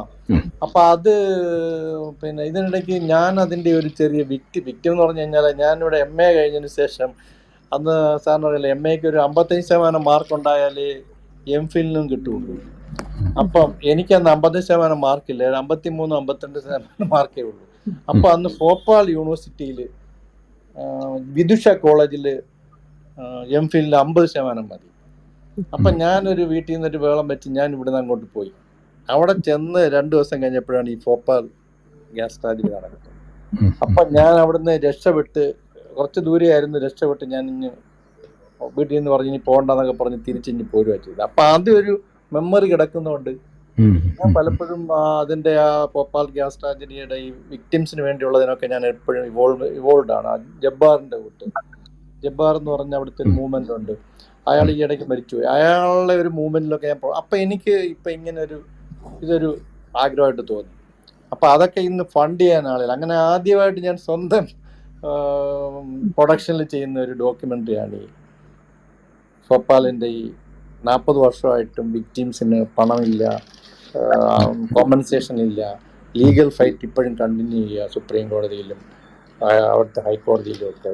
ഒരു ലക്ഷത്തോളം പേര് മരിച്ചു, 5 ലക്ഷത്തോളം പേര് നരകയാതനയിൽ കഴിയുന്നു.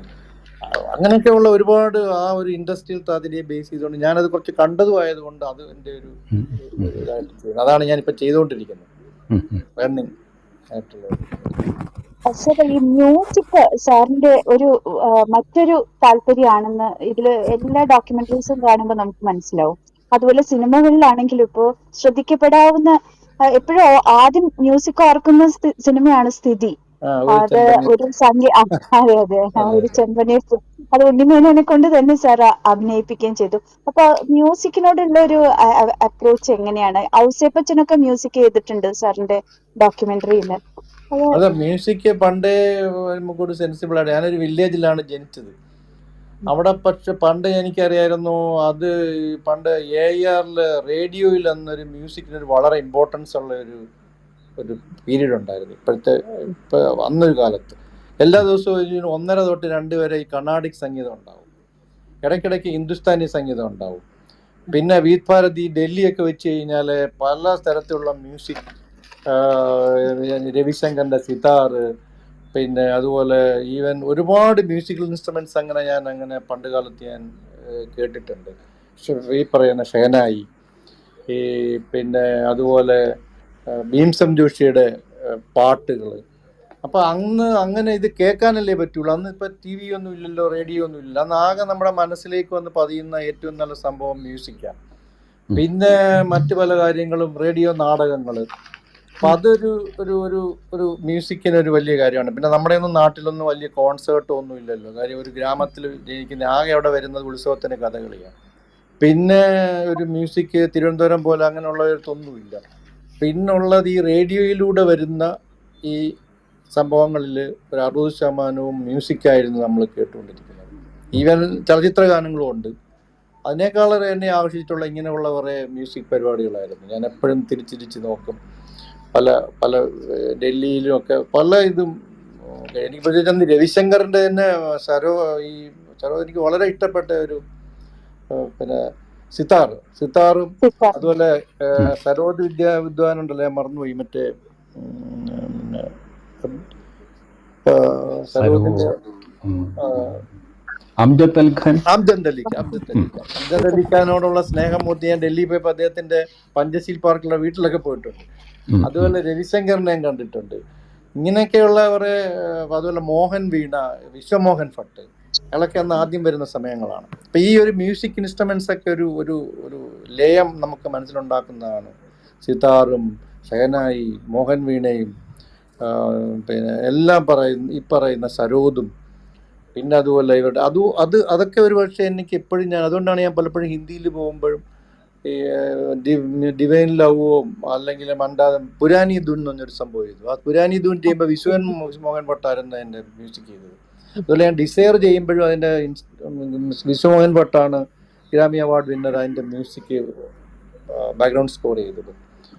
അങ്ങനെ പലപ്പോഴും ഒരു മ്യൂസിക് നമ്മുടെ വിദ്യാഭ്യാസ കാലത്തും കുട്ടിക്കാലത്തും മനസ്സിൽ ഏറ്റവും കൂടുതൽ പതിഞ്ഞ ഒരു സംഭവം എന്ന നിലയിലാണ് പിൽക്കാലത്ത് ഞാൻ എൻ്റെ സിനിമയിലും ഡോക്യുമെൻ്ററികളും ഒക്കെ ഡോക്യുമെൻ്ററി എടുക്കുമ്പോഴും ഞാൻ ആദ്യം ചിന്തിക്കുന്നത് എൻ്റെ മ്യൂസിക് ആരാവണമെന്നാണ് ചിന്തിക്കുന്നത്. അങ്ങനെ ഇതാണ് വരുന്നത്. ദേവവാദ്യങ്ങളില് കൃത്യമായിട്ട് അത് പ്രതിഫലിക്കുന്നുണ്ട്. അതെ അതെ അതെ, ദേവാദ്യങ്ങളിൽ അത് മ്യൂസിക് ഭയങ്കര അത് ഗുണമായി. ഷായ് സാറിൻ്റെ കൂടെ ക്യാമറ ചെയ്തതിന് ശേഷം അതിൽ നിന്നാണ് വാനപ്രസ്ഥം ഉണ്ടാകുന്നത്. അന്ന് ദേവവാദ്യങ്ങളും ക്ഷേത്രവാദ്യങ്ങളെ കുറിച്ച് ഒരു 10-25 ദിവസം കംപ്ലീറ്റ് ഷൂട്ടായിരുന്നു. ആ സമയത്താണ് ഈ കഥകളി, ഈ പറയുന്ന പിന്നെ പട്ടന്നൂർ ശങ്കരൻകുട്ടിയെ കാണുന്നതും ഒരുപാട് ഇന്ററാക്ഷനിലൂടെയാണ് അതെന്ന് സാറ് പിന്നീട് എന്നോട് പറയുകയും ചെയ്തു. അങ്ങനെ ചിന്തയിലേക്ക് തന്നെ വരുന്നത്. അങ്ങനെ പലപ്പോഴും ദേവവാദ്യങ്ങളെ ഒരു വല്ലാത്ത സംഭവമാണ്. അത് ഒരു ഭയങ്കര പൊട്ടൻഷ്യലുള്ള ഒരു മ്യൂസിക്കാണ് കേരളത്തിൽ. എനിക്ക് തോന്നുന്നു ആരും അങ്ങനെ എക്സ്പ്ലോയിറ്റ് ചെയ്തിട്ടില്ല. അതിൻ്റെ ഫുൾ ലെവലിൽ ആരും എക്സ്പ്ലോയിറ്റ് ചെയ്തിട്ടില്ല. അവിടെ എവിടെയും ഇപ്പം മട്ടന്നൂരും പെരുവനം കുട്ടന്മാരും ഒക്കെ പ്രശസ്തരായെന്ന് വിചാരിച്ചാൽ അതിനേക്കാളേറെ കേശവ പൊതുവാള് എത്രയോ മിടുക്കരായ കലാകാരന്മാരുണ്ടെന്ന് ഉള്ള സ്ഥലമാണ് കേരളം. അതൊരു നല്ലൊരു ജീവിതത്തിൽ ഏറ്റവും വലിയൊരു അനുഭവവും അതൊക്കെ ഒരു എന്താ പറയുക സന്തോഷം തരുന്ന ഒരു കാര്യമാണ്. ടീച്ചേഴ്സുമായിട്ട് ഉള്ള ബന്ധം സർ, ടീച്ചേഴ്സ് ജോർജുമായിട്ട് അത് വി.കെ. കൃഷ്ണമേനോന്റെ കൃഷ്ണമേനോന്റെ ഡോക്യുമെന്ററിക്ക് ടി.ജെ.എസ്. ജോർജ് സാറിന്റെ ബുക്കാണ് വെച്ചത്. അതിപ്പോഴും ഫിലിം ഇപ്പോഴും ഒരു ഡ്രീമായിട്ട് നിൽക്കുകയാണ്. അത് സംഭവിച്ചേക്കാം. ഇപ്പോഴും ഞാൻ അതിന്റെ ഫിലിമിന് വേണ്ടിയുള്ള യാത്രയിലാണ്. പക്ഷെ അത് വലിയ ഇഷ്യൂസ് ആണ് ഇപ്പൊ ആരെങ്കിലും തന്നെ അറിയാമല്ലോ. ഇപ്പൊ നെഹ്റു ഒന്നും കാലഹരണപ്പെട്ടു പോയിരിക്കുക എല്ലാവരെയും മനസ്സിൽ. അപ്പൊ നെഹ്റുവും കൃഷ്ണമേനോനും ഒക്കെയുള്ള ഒരു സ്വാതന്ത്ര്യ സമരത്തെ കുറിച്ചൊക്കെയാണ് നമ്മൾ പറയുന്നത്. അപ്പൊ അതിന്റെയൊക്കെ പ്രസക്തികളൊക്കെ എന്തത്തോളം ഉണ്ടാവണം. ചലഞ്ചൊക്കെ എല്ലാവർക്കും ആലോചിക്കാവുന്നതേ ഉള്ളൂ. എന്തുമാത്രം ചലഞ്ചിങ് ആയിരിക്കും ആ ജോബ്. അത് ഗംഭീര ഡോക്യുമെന്റ്. കാര്യം കൃഷ്ണമേനോനെ കുറിച്ച് അങ്ങനെ കാര്യമായ ഒരു ഡോക്യുമെന്ററി വന്നിട്ടില്ല കാര്യമുണ്ടല്ലേ? ഇല്ല, എനിക്ക് തോന്നുന്നു സാർ ഈ കേരളത്തിലെ ഏറ്റവും വലിയ സ്വാതന്ത്ര്യ സേനാനി വി.കെ. കൃഷ്ണമേനോനായിരിക്കും. കാര്യം പുള്ളി അവിടെ നിന്നുകൊണ്ട് ചെയ്തിട്ടുള്ളതെന്ന് പറഞ്ഞു കഴിഞ്ഞാൽ ഇന്ത്യ ലീഗ് എന്ന് പറയുന്ന ആ പ്ലാറ്റ്ഫോമിലൂടെ അവിടുത്തെ കംപ്ലീറ്റ് ഇന്റലക്ച്വൽസിനെയും ഒരു കൊടക്കയിൽ കൊണ്ടുവന്നു. Bertrand Russell, Bernard Shaw, Einstein, ആ കാലത്തുള്ള ഒരുപാട് പേരും ഈ ഇന്ത്യ ലീഗിന്റെ മീറ്റിങ്ങുകൾ വരും. എന്നിട്ട് അവർ പറയും അവരുടെ എഴുത്തും. അതൊരു നല്ലൊരു PR വർക്കാണ്. നല്ലൊരു PR വർക്ക് എന്ന് നമ്മൾ പറയാൻ പറ്റില്ലെങ്കിൽ അങ്ങനെ ഒരു PR വർക്കിലൂടെയാണ് പുള്ളി ഒരുപാട് അവിടുത്തെ ഇന്റലക്ച്വൽസിന്റെ ഒപ്പീനിയൻ ഇങ്ങനെ കളക്ട് ചെയ്യുകയും അത് ഗാന്ധിക്കും നെഹ്റുവിനും ഒക്കെ അനുകൂലമാക്കി എടുക്കുകയും ഒക്കെ ചെയ്തത്. അതൊരു വലിയ പുള്ളി പെൻഗ്വിൻ സ്ഥാപിച്ച പുള്ളിയാണ്. അതായത് പെലിക്കൻ ആയിരുന്നു. പെലിക്കൻ എന്ന് പറഞ്ഞാൽ അത് തന്നെ ഒരു ഒറ്റ കോൺട്രിബ്യൂഷൻ മതി വി.കെ. കൃഷ്ണമേനോൻ ലോകത്ത് നിലനിൽക്കാൻ തന്നെ. പെൻഗ്വിന്റെ ഫൗണ്ടർ മെമ്പേഴ്സിൽ ഒരാളാണ്, 2 പേരിൽ. അപ്പൊ അങ്ങനെയൊക്കെയുള്ള ഒരുപാട്.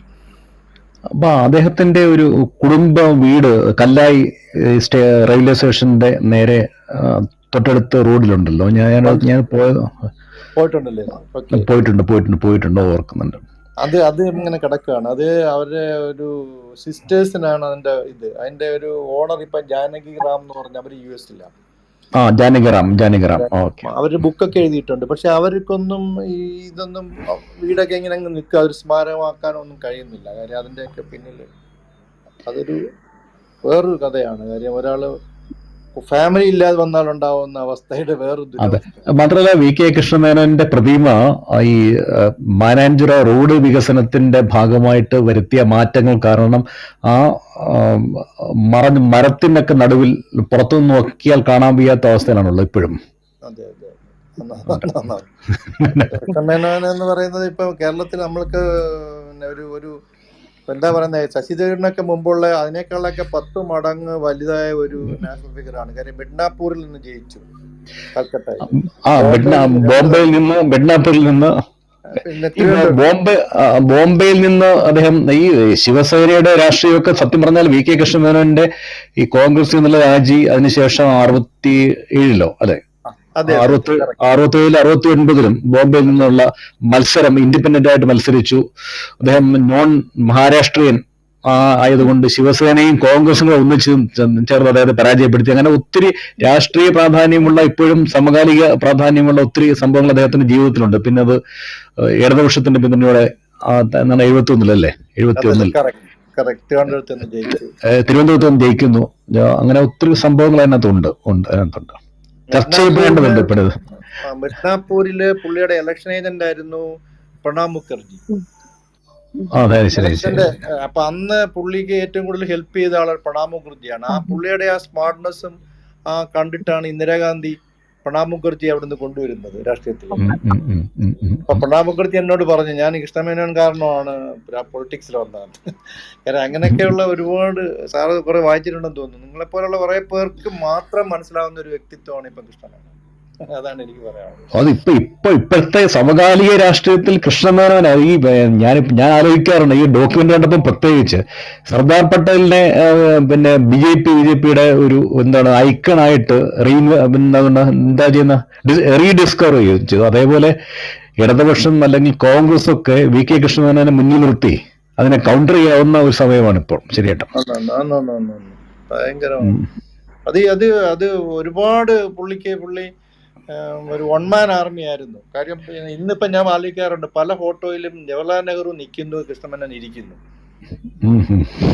പുള്ളിയുടെ ഒരു ഗ്രേറ്റ്നെസ് അറിയാമല്ലോ. പല ഫോട്ടോയിലും കണ്ടിട്ടുണ്ട് കൃഷ്ണമേനോന്റെ പുറകിൽ പുള്ളി ഇങ്ങനെ പിടിച്ച് നിൽക്കുന്നുണ്ട്. ഇന്നിപ്പോ ഈ മറ്റു ഫാമിലിയുടെ മുമ്പിലൊന്നും നിൽക്കുക പോലും നിൽക്കുന്നവരില്ല. അപ്പൊ അത്രത്തോളം ആയിരുന്നു ഇവർ തമ്മിൽ ഒരു സൊഫിസ്റ്റിക്കേറ്റഡും is very clever, very intelligent. Nehru liked it. ആ ഒരു സംഭവത്തിലാണ് ഇവർ തമ്മിലുള്ള ഒരു ഒരേ റേഞ്ചും ഫ്ലൈറ്റും ഉള്ള ആൾക്കാരായിരുന്നു. അപ്പൊ അതൊക്കെ ഒരുപാട് രേഖപ്പെടുത്തിയിട്ടില്ല. പിന്നെ ഈ ഇൻഡോ ചൈനീസ് വാറിലാണ് പുള്ളി ഒരു സ്കേപ്പ് ഗോട്ട് ആയിപ്പോയി. അപ്പൊ അതിനുശേഷമാണ് പുള്ളി രാജിവെക്കുന്നല്ലേ? രാജിവെക്കുന്നതും കുറച്ച് അൺപോപ്പുലർ ആവുന്നതും. കാര്യം പുള്ളിയുടെ പേരിലായി. കാര്യം അന്ന് വെപ്പൺ ഉണ്ടാക്കാനില്ല. ഫിനാൻസ് മിനിസ്റ്റർ മൊറാർജി ദേശായി പ്രോപ്പറായിട്ട് ഫണ്ട് ഇല്ല. അപ്പൊ ആ സമയത്ത് ചൈന അറ്റാക്ക് ചെയ്യുമ്പോൾ നമുക്കൊന്നുമില്ല, വെപ്പണൊന്നുമില്ല. പിന്നീടാണ് പുള്ളി വെപ്പൺ ഫാക്ടറി തുടങ്ങിയൊക്കെ ചെയ്യുന്നത്. അതേപോലെ പുള്ളി 1971 തിരുവനന്തപുരത്ത് ഇൻഡിപെൻഡന്റ് ആയിട്ട് മത്സരിക്കുമ്പോൾ കേരളമോദി പത്രാധിപരായ MS മണിയായിരുന്നു അദ്ദേഹത്തിന്റെ ചീഫ് ഇലക്ഷൻ ഏജന്റ് എന്ന് ഞാൻ ഇവിടെ വായിച്ചിട്ടുണ്ട്. കറക്റ്റാണ്. മണി സാറാണ് അന്ന് ബ്രേവായിട്ട് പുള്ളി ഇവിടെ എല്ലാം കൊണ്ട് നടന്ന് ഇൻട്രൊഡ്യൂസ് ചെയ്ത്. കേരളമോദിയുടെ എന്തോ എഡിറ്റോറിയൽ തന്നെയായിരുന്നു. വിശ്വപൗരനാണെന്ന് എനിക്ക് തോന്നുന്നു. ആദ്യത്തെ ഒരു വിശ്വപൗരൻ എന്നുള്ള പേര് അന്നാണ് ഈ ഇത് ചെയ്യപ്പെട്ടത്. അന്ന് കെ സുകുമാരനും ഒക്കെ ഉള്ള സമയത്താണ് അത് കേരളമോദി അദ്ദേഹത്തെ ഏറ്റെടുത്ത് കേരളത്തില് അത് പറയുന്നുണ്ട്. പുള്ളി പലയിടത്ത് രേഖപ്പെടുത്തിയിട്ടുണ്ട് കൗമുദിയെ കുറിച്ച്. അങ്ങനെയൊക്കെയുള്ള ഒരുപാട് ഡെപ്ത് ഉള്ള ഒരു സബ്ജക്റ്റ് ആണ് അത് കയറി ഇനിയൊരു 2 അതുകൊണ്ട് തന്നെ 2 സിനിമ എടുക്കേണ്ടി വന്നു. പിന്നെ പറഞ്ഞാൽ ഞാൻ ഡോക്യുമെന്ററി ആദ്യം ഫിലിം ലണ്ടന് വേണ്ടി എടുത്തു. അപ്പൊ അതെന്തായൊന്നും എനിക്ക് ചെയ്യാൻ പറ്റില്ല. പിന്നെ PRDക്ക് വേണ്ടി എനിക്ക് തോന്നുന്നു ഹേമയ്ക്കൊക്കെ അറിയാം, ഞാൻ PRD ഇരുന്നുകൊണ്ട് ഒന്നും ചെയ്യാറില്ല അവിടെ. ആകെപ്പാടെ എന്റെ ഗവൺമെന്റ് സർവീസിൽ ഇരുന്ന് ഞാൻ സംഭവം ഒരു സ്വാർത്ഥത കൊണ്ട് ചെയ്തു പോയതാ. കാര്യം മറ്റൊന്നും ചെയ്യാറില്ല. ആളുകൾ പറയണ്ട, അയാൾ അവിടെ ഇരുന്നുകൊണ്ട് അയാൾ തന്നെ എല്ലാ ഡോക്യുമെന്ററിയും ചെയ്യാന്ന് പറയണ്ടെന്ന് വിചാരിച്ചു. അങ്ങനെ അപ്പൊ ഞാൻ ഒരു ചോദ്യം കൂടെ ഇതിനനുബന്ധം ചോദിക്കണ്ടോ? ഈ G ദേവരാജനെ സിനിമാ രംഗത്ത് തന്നെയുള്ള വളരെ പഴയ ആൾക്കാർ പേടിയോടുകൂടി കാണുന്ന ഒരാൾ ഉഗ്രമൂർത്തിയാണല്ലോ. എങ്ങനെയായിരുന്നു താങ്കളുമായിട്ടുള്ള ഒരു അത് വെച്ചാ ഈ ONV സാറിന്റെ പിന്നെ ഭൂമിക്കൊരു ജനമിഹിതം ചെയ്യുമ്പോ ആദ്യം പുള്ളി ഒരിക്കലും തയ്യാറായില്ല. പുള്ളി പറഞ്ഞ എനിക്ക് വയ്യ, അത് വേണ്ട, ഇങ്ങനെ വേണ്ട. തമാശയായിട്ട് പുള്ളി പറഞ്ഞ ONVയുടെ പടത്തിലാ തുടങ്ങി. ONVയുടെ പാട്ട് ചിട്ടപ്പെടുത്തിക്കൊണ്ടാണ് ഞാൻ തുടങ്ങിയത്. അത് കേട്ടിരിക്കട്ടെ, ONVയുടെ തന്നെ ഒരു പാട്ട് ചിട്ടപ്പെടുത്തിക്കൊണ്ട് അത് മരിക്കണ്ട എന്ന് പറഞ്ഞുകൊണ്ടുള്ള അതേ ഭയങ്കര ഒരു ഇത് ധീരത എന്ന് പറയാം. ഒരു ഭയങ്കര പവർഫുൾ മാൻ ആണല്ലോ. പിന്നെ പുള്ളിയുടെ വൈഫ്. പിന്നെ എനിക്കൊരു അഡ്വാൻറ്റേജ് കിട്ടിയത്, ഞാൻ ആ സായനത്തില് എനിക്ക് O മാധവന് സ്റ്റേറ്റ് അവാർഡ് കിട്ടിയത്. ആ സിനിമ കാണാൻ വന്നിരുന്നു. അപ്പം ഇവര് മൂന്നുപേരൂടെ ആണല്ലോ ഈ പിന്നെ KPSC വിട്ടിട്ട് കാളിദാസ കലാകേന്ദ്രം ONVയും O മാധവനും പിന്നെ ഈ ദേവരാജൻ മാഷൂടെ. അവസാനം ഞാൻ പറഞ്ഞു, മാഷ് ഇത് ചെയ്തേ വെക്കുള്ളൂ എന്ന് പറഞ്ഞു. അപ്പൊ ഉടനെ തന്നെ പുള്ളി എന്ന് പറഞ്ഞാൽ, മാധവൻ ഒരു അവാർഡ് വാങ്ങിച്ചു കൊടുത്ത ആളല്ലേ താങ്കൾ, തന്റെ സിനിമയും ഞാൻ കണ്ടിട്ടുണ്ട്, അതുകൊണ്ട് ഞാൻ വരാന്ന് പറഞ്ഞാൽ ഒരു പൈസ മ്യൂസിക് ചെയ്തത്. അപ്പൊ ഈ സ്നേഹത്തിനൊക്കെ വലിയ വില കൽപ്പിക്കുന്ന ആളാണെന്ന് എനിക്കൊന്ന് മനസ്സിലായി. പുള്ളി അന്ന് വന്ന് ഈ മ്യൂസിക് ചെയ്തു. ജയചന്ദ്രൻ മാത്രം പൈസ കൊടുത്താൽ മതി, ബാക്കി ഒരു പൈസയും പുള്ളി ചെയ്തതിന് വാങ്ങിച്ചില്ല. അങ്ങനെയൊക്കെയുള്ള ഒരു വലിയ അനുഭവമാണ് പുള്ളിയുടെ കൂടെ വർക്ക് ചെയ്യാനായിട്ട്. നമ്മൾ കമ്മിറ്റ് ചെയ്താൽ പിന്നെ പുള്ളി ഭയങ്കര സ്നേഹമാണ്. നമ്മുടെ കൂടെ സ്റ്റുഡിയോ വരികയും കംപ്ലീറ്റ് വിഷ്വലിട്ട് കണ്ട് അതിന്റെ കാര്യങ്ങൾ പറയുകയും ഒക്കെ ചെയ്ത് അടുത്ത് കഴിഞ്ഞാൽ പിന്നെ ഭയങ്കര ഒരു എന്താ പറയുക, സ്നേഹത്തിന്റെ ഒരു നിധിയാണ്. പിന്നെ അതങ്ങ് നമുക്ക് നിധി അങ്ങ് തുറന്നു കിട്ടും. തങ്ങളുടെ സിനിമകളെ കുറിച്ചും കൂടെ ചോദിക്കേണ്ടതാണ്. ഏറ്റുപിടിക്ക് പോണം എന്ന് പറഞ്ഞല്ലേ? ഓക്കെ സാർ, ഡോക്യുമെന്ററിയുടെ ഒരു ഫ്യൂച്ചറിനെ പറ്റിയിട്ടും കൂടി ഒരു വാക്ക് പറഞ്ഞിട്ട് പോണേ സാർ. അതിന്റെ ശോഭനീയമെല്ലാം തുടക്കത്തിൽ പറഞ്ഞത് എങ്ങനെയായിരിക്കും ഇനി വരാൻ പോകുന്നത്? അത് എനിക്ക് തോന്നുന്നു ഇനി ഡോക്യുമെന്ററിയുടെ ഫ്യൂച്ചർ എന്ന് പറഞ്ഞാൽ ഈ യൂണിവേഴ്സിറ്റികളായിരിക്കും. യൂണിവേഴ്സിറ്റികളിലൂടെ ഇത് പുതിയ തലമുറയ്ക്ക് കാണിച്ചു കൊടുക്കുകയും എഡ്യൂക്കേഷൻ പ്രോഗ്രാം ചെയ്യുകയും പിന്നെ ഫെസ്റ്റിവലുകൾ, ചെറിയ ചെറിയ ഫെസ്റ്റിവലുകൾ, ഡോക്യുമെന്ററി ഫെസ്റ്റിവലുകൾ, പിന്നെ ഇതുപോലുള്ള പ്ലാറ്റ്ഫോമുകൾ. ഇതിനെ ഞാൻ ചെറിയ പ്ലാറ്റ്ഫോമായിട്ട് കാണുന്നില്ല. കാരണം ഇതിപ്പോൾ ഈ കുറേ പേര് ഈ ഡോക്യുമെന്ററികളിലൂടെ കാണുകയും ഇത് പിന്നീട് നമ്മൾ യൂട്യൂബിലും പലപ്പോഴൊക്കെ ഇത് ചെയ്യുകയൊക്കെ ചെയ്യുന്ന സമയത്ത് തന്നെ ഇങ്ങനെ ഒരു എൻകറേജിങ് ആയിട്ടുള്ള സംഭവം വരുവാണ്. അപ്പം ഇങ്ങനെ ഒരു അതിനപ്പുറം നമ്മളിപ്പോൾ PRD ആയാലും ശ്രദ്ധിക്കേണ്ടത് ഞാൻ പറയാറുണ്ട്. കുറെ ഡോക്യുമെന്ററികൾ എടുത്തു വെച്ചിട്ടൊരു കാര്യമില്ല, അത് കാണിക്കണം. അപ്പൊ ഈ 10 എപ്പിസോഡിലും പങ്കെടുത്ത ആൾക്കാർ PRD അത് പൂട്ടിയോടെ വെച്ചേക്കുന്നു, നശിച്ചു പോയി എന്നൊക്കെ പരാതി പറയുണ്ടായി നേരത്തെ. ഉണ്ട്, തീർച്ചയാണ് സാർ. എന്താ വെച്ചാൽ നമുക്കൊന്നും ചെയ്യാനില്ല. കാര്യം അവിടെ മാറി മാറി വരുന്ന ആൾക്കാരുകളായതുകൊണ്ട് വളരെ കുറച്ച് പേരെ ആ വിഷനോടുകൂടി വരുന്നുള്ളൂ. അപ്പൊ അങ്ങനെയുള്ള, എനിക്ക് മുമ്പ് മനോജ് സാറായിരുന്നു ഇരുന്നത്, മനോജ് കുമാർ, പുള്ളിക്ക് ഈ വിഷൻ ഉണ്ടായിരുന്നു. അപ്പൊ അങ്ങനെ ഞങ്ങളിപ്പോ വന്ന കുറെ പേർക്ക് ഉണ്ടാവും തോന്നുന്നു. പണ്ടൊക്കെയെന്ന് വെച്ചാൽ ആദ്യകാലങ്ങളിലൊരു കുറ്റം പറയല്ല, ആദ്യകാലങ്ങളിൽ ഒരു 10-50 നല്ല ഡോക്യുമെന്ററികൾ എല്ലാം എവിടെയൊക്കെയോ പെട്ടിയിലൊക്കെ ഉണ്ട്. നമുക്കിനി അത് പാടാം അങ്ങനെയുള്ളവരെ കിട്ടാൻ അന്നത്തെ കാലത്ത്. അപ്പൊ ആ ഡോക്യുമെന്ററികൾ പലതും എനിക്കറിയാൻ കഴിഞ്ഞത് എങ്ങനെ ഇതൊക്കെ അന്നത്തെ ഫിലിം പ്രിന്റിലും ഒക്കെയാണ്. അതൊക്കെ ഇനി ഡിജിറ്റൈസ് ചെയ്യുകയും യൂട്യൂബിൽ ഇടുകയും PRD തന്നെ അത് ഏതെങ്കിലും ഒരു ചാനൽ തുടങ്ങി പ്രോത്സാഹിപ്പിക്കുകയും, അതുപോലെ ഇപ്പം KSFDC ഇപ്പം OTT ഫാം തുടങ്ങി.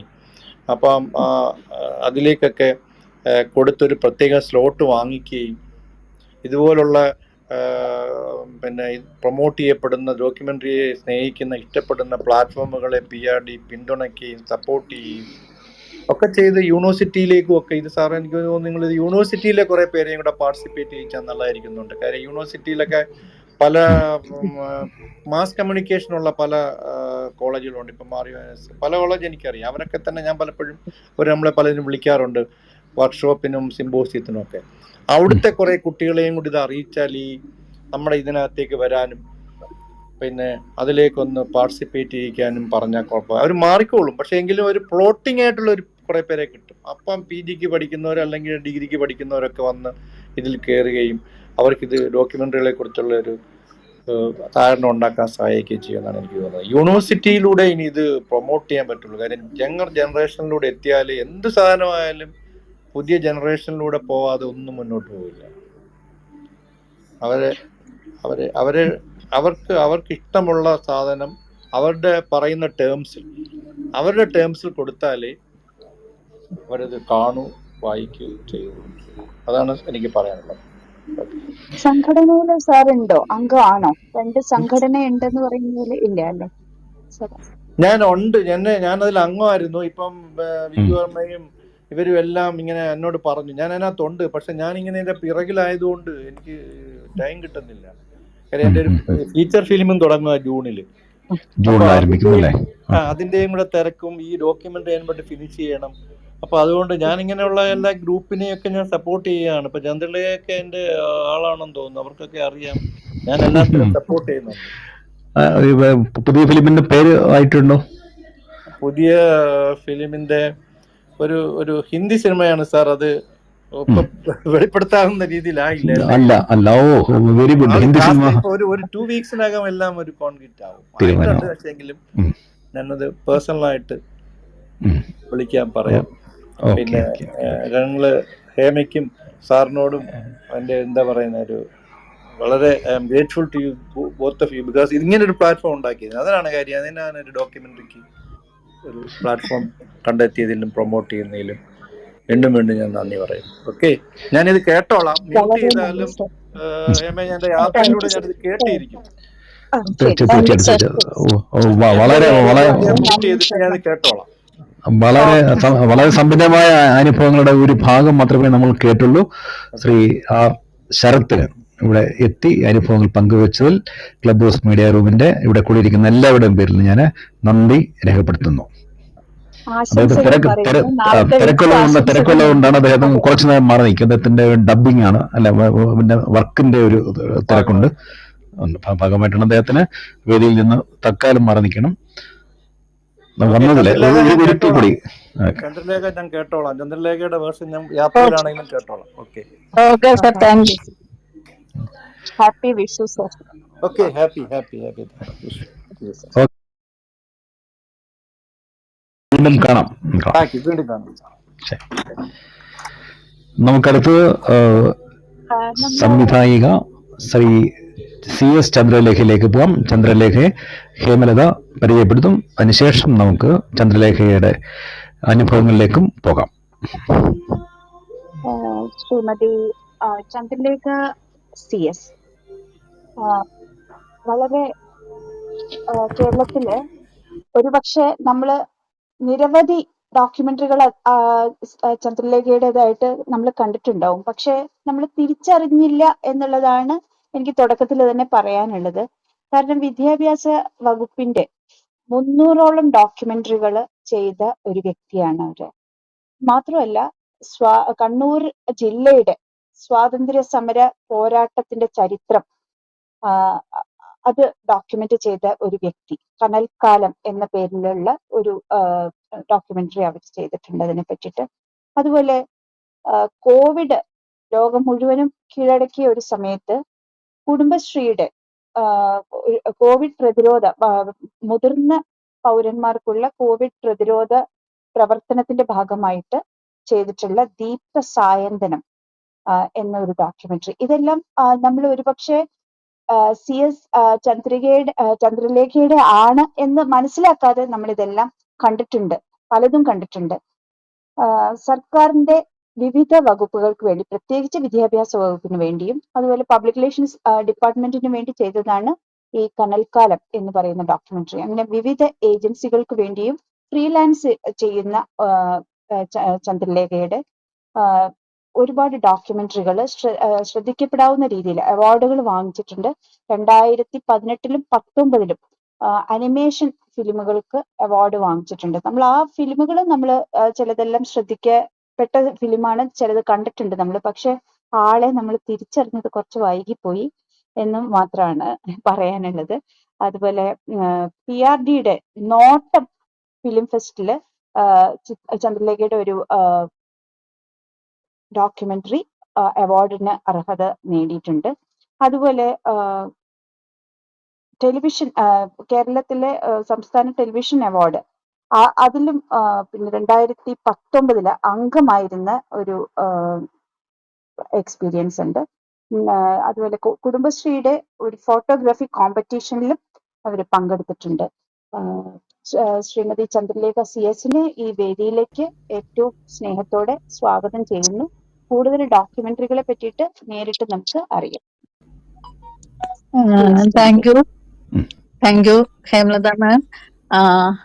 ഞാൻ ആദ്യം ഇങ്ങനെ ഒരു പ്രോഗ്രാം സംഘടിപ്പിച്ചതിന് മീഡിയ അക്കാഡമിക്ക് നന്ദി പറയുന്നു. സാധാരണഗതിയിൽ ഡോക്യുമെന്ററി ആരും ശ്രദ്ധിക്കാത്ത ഒരു ഏരിയ ആണ്.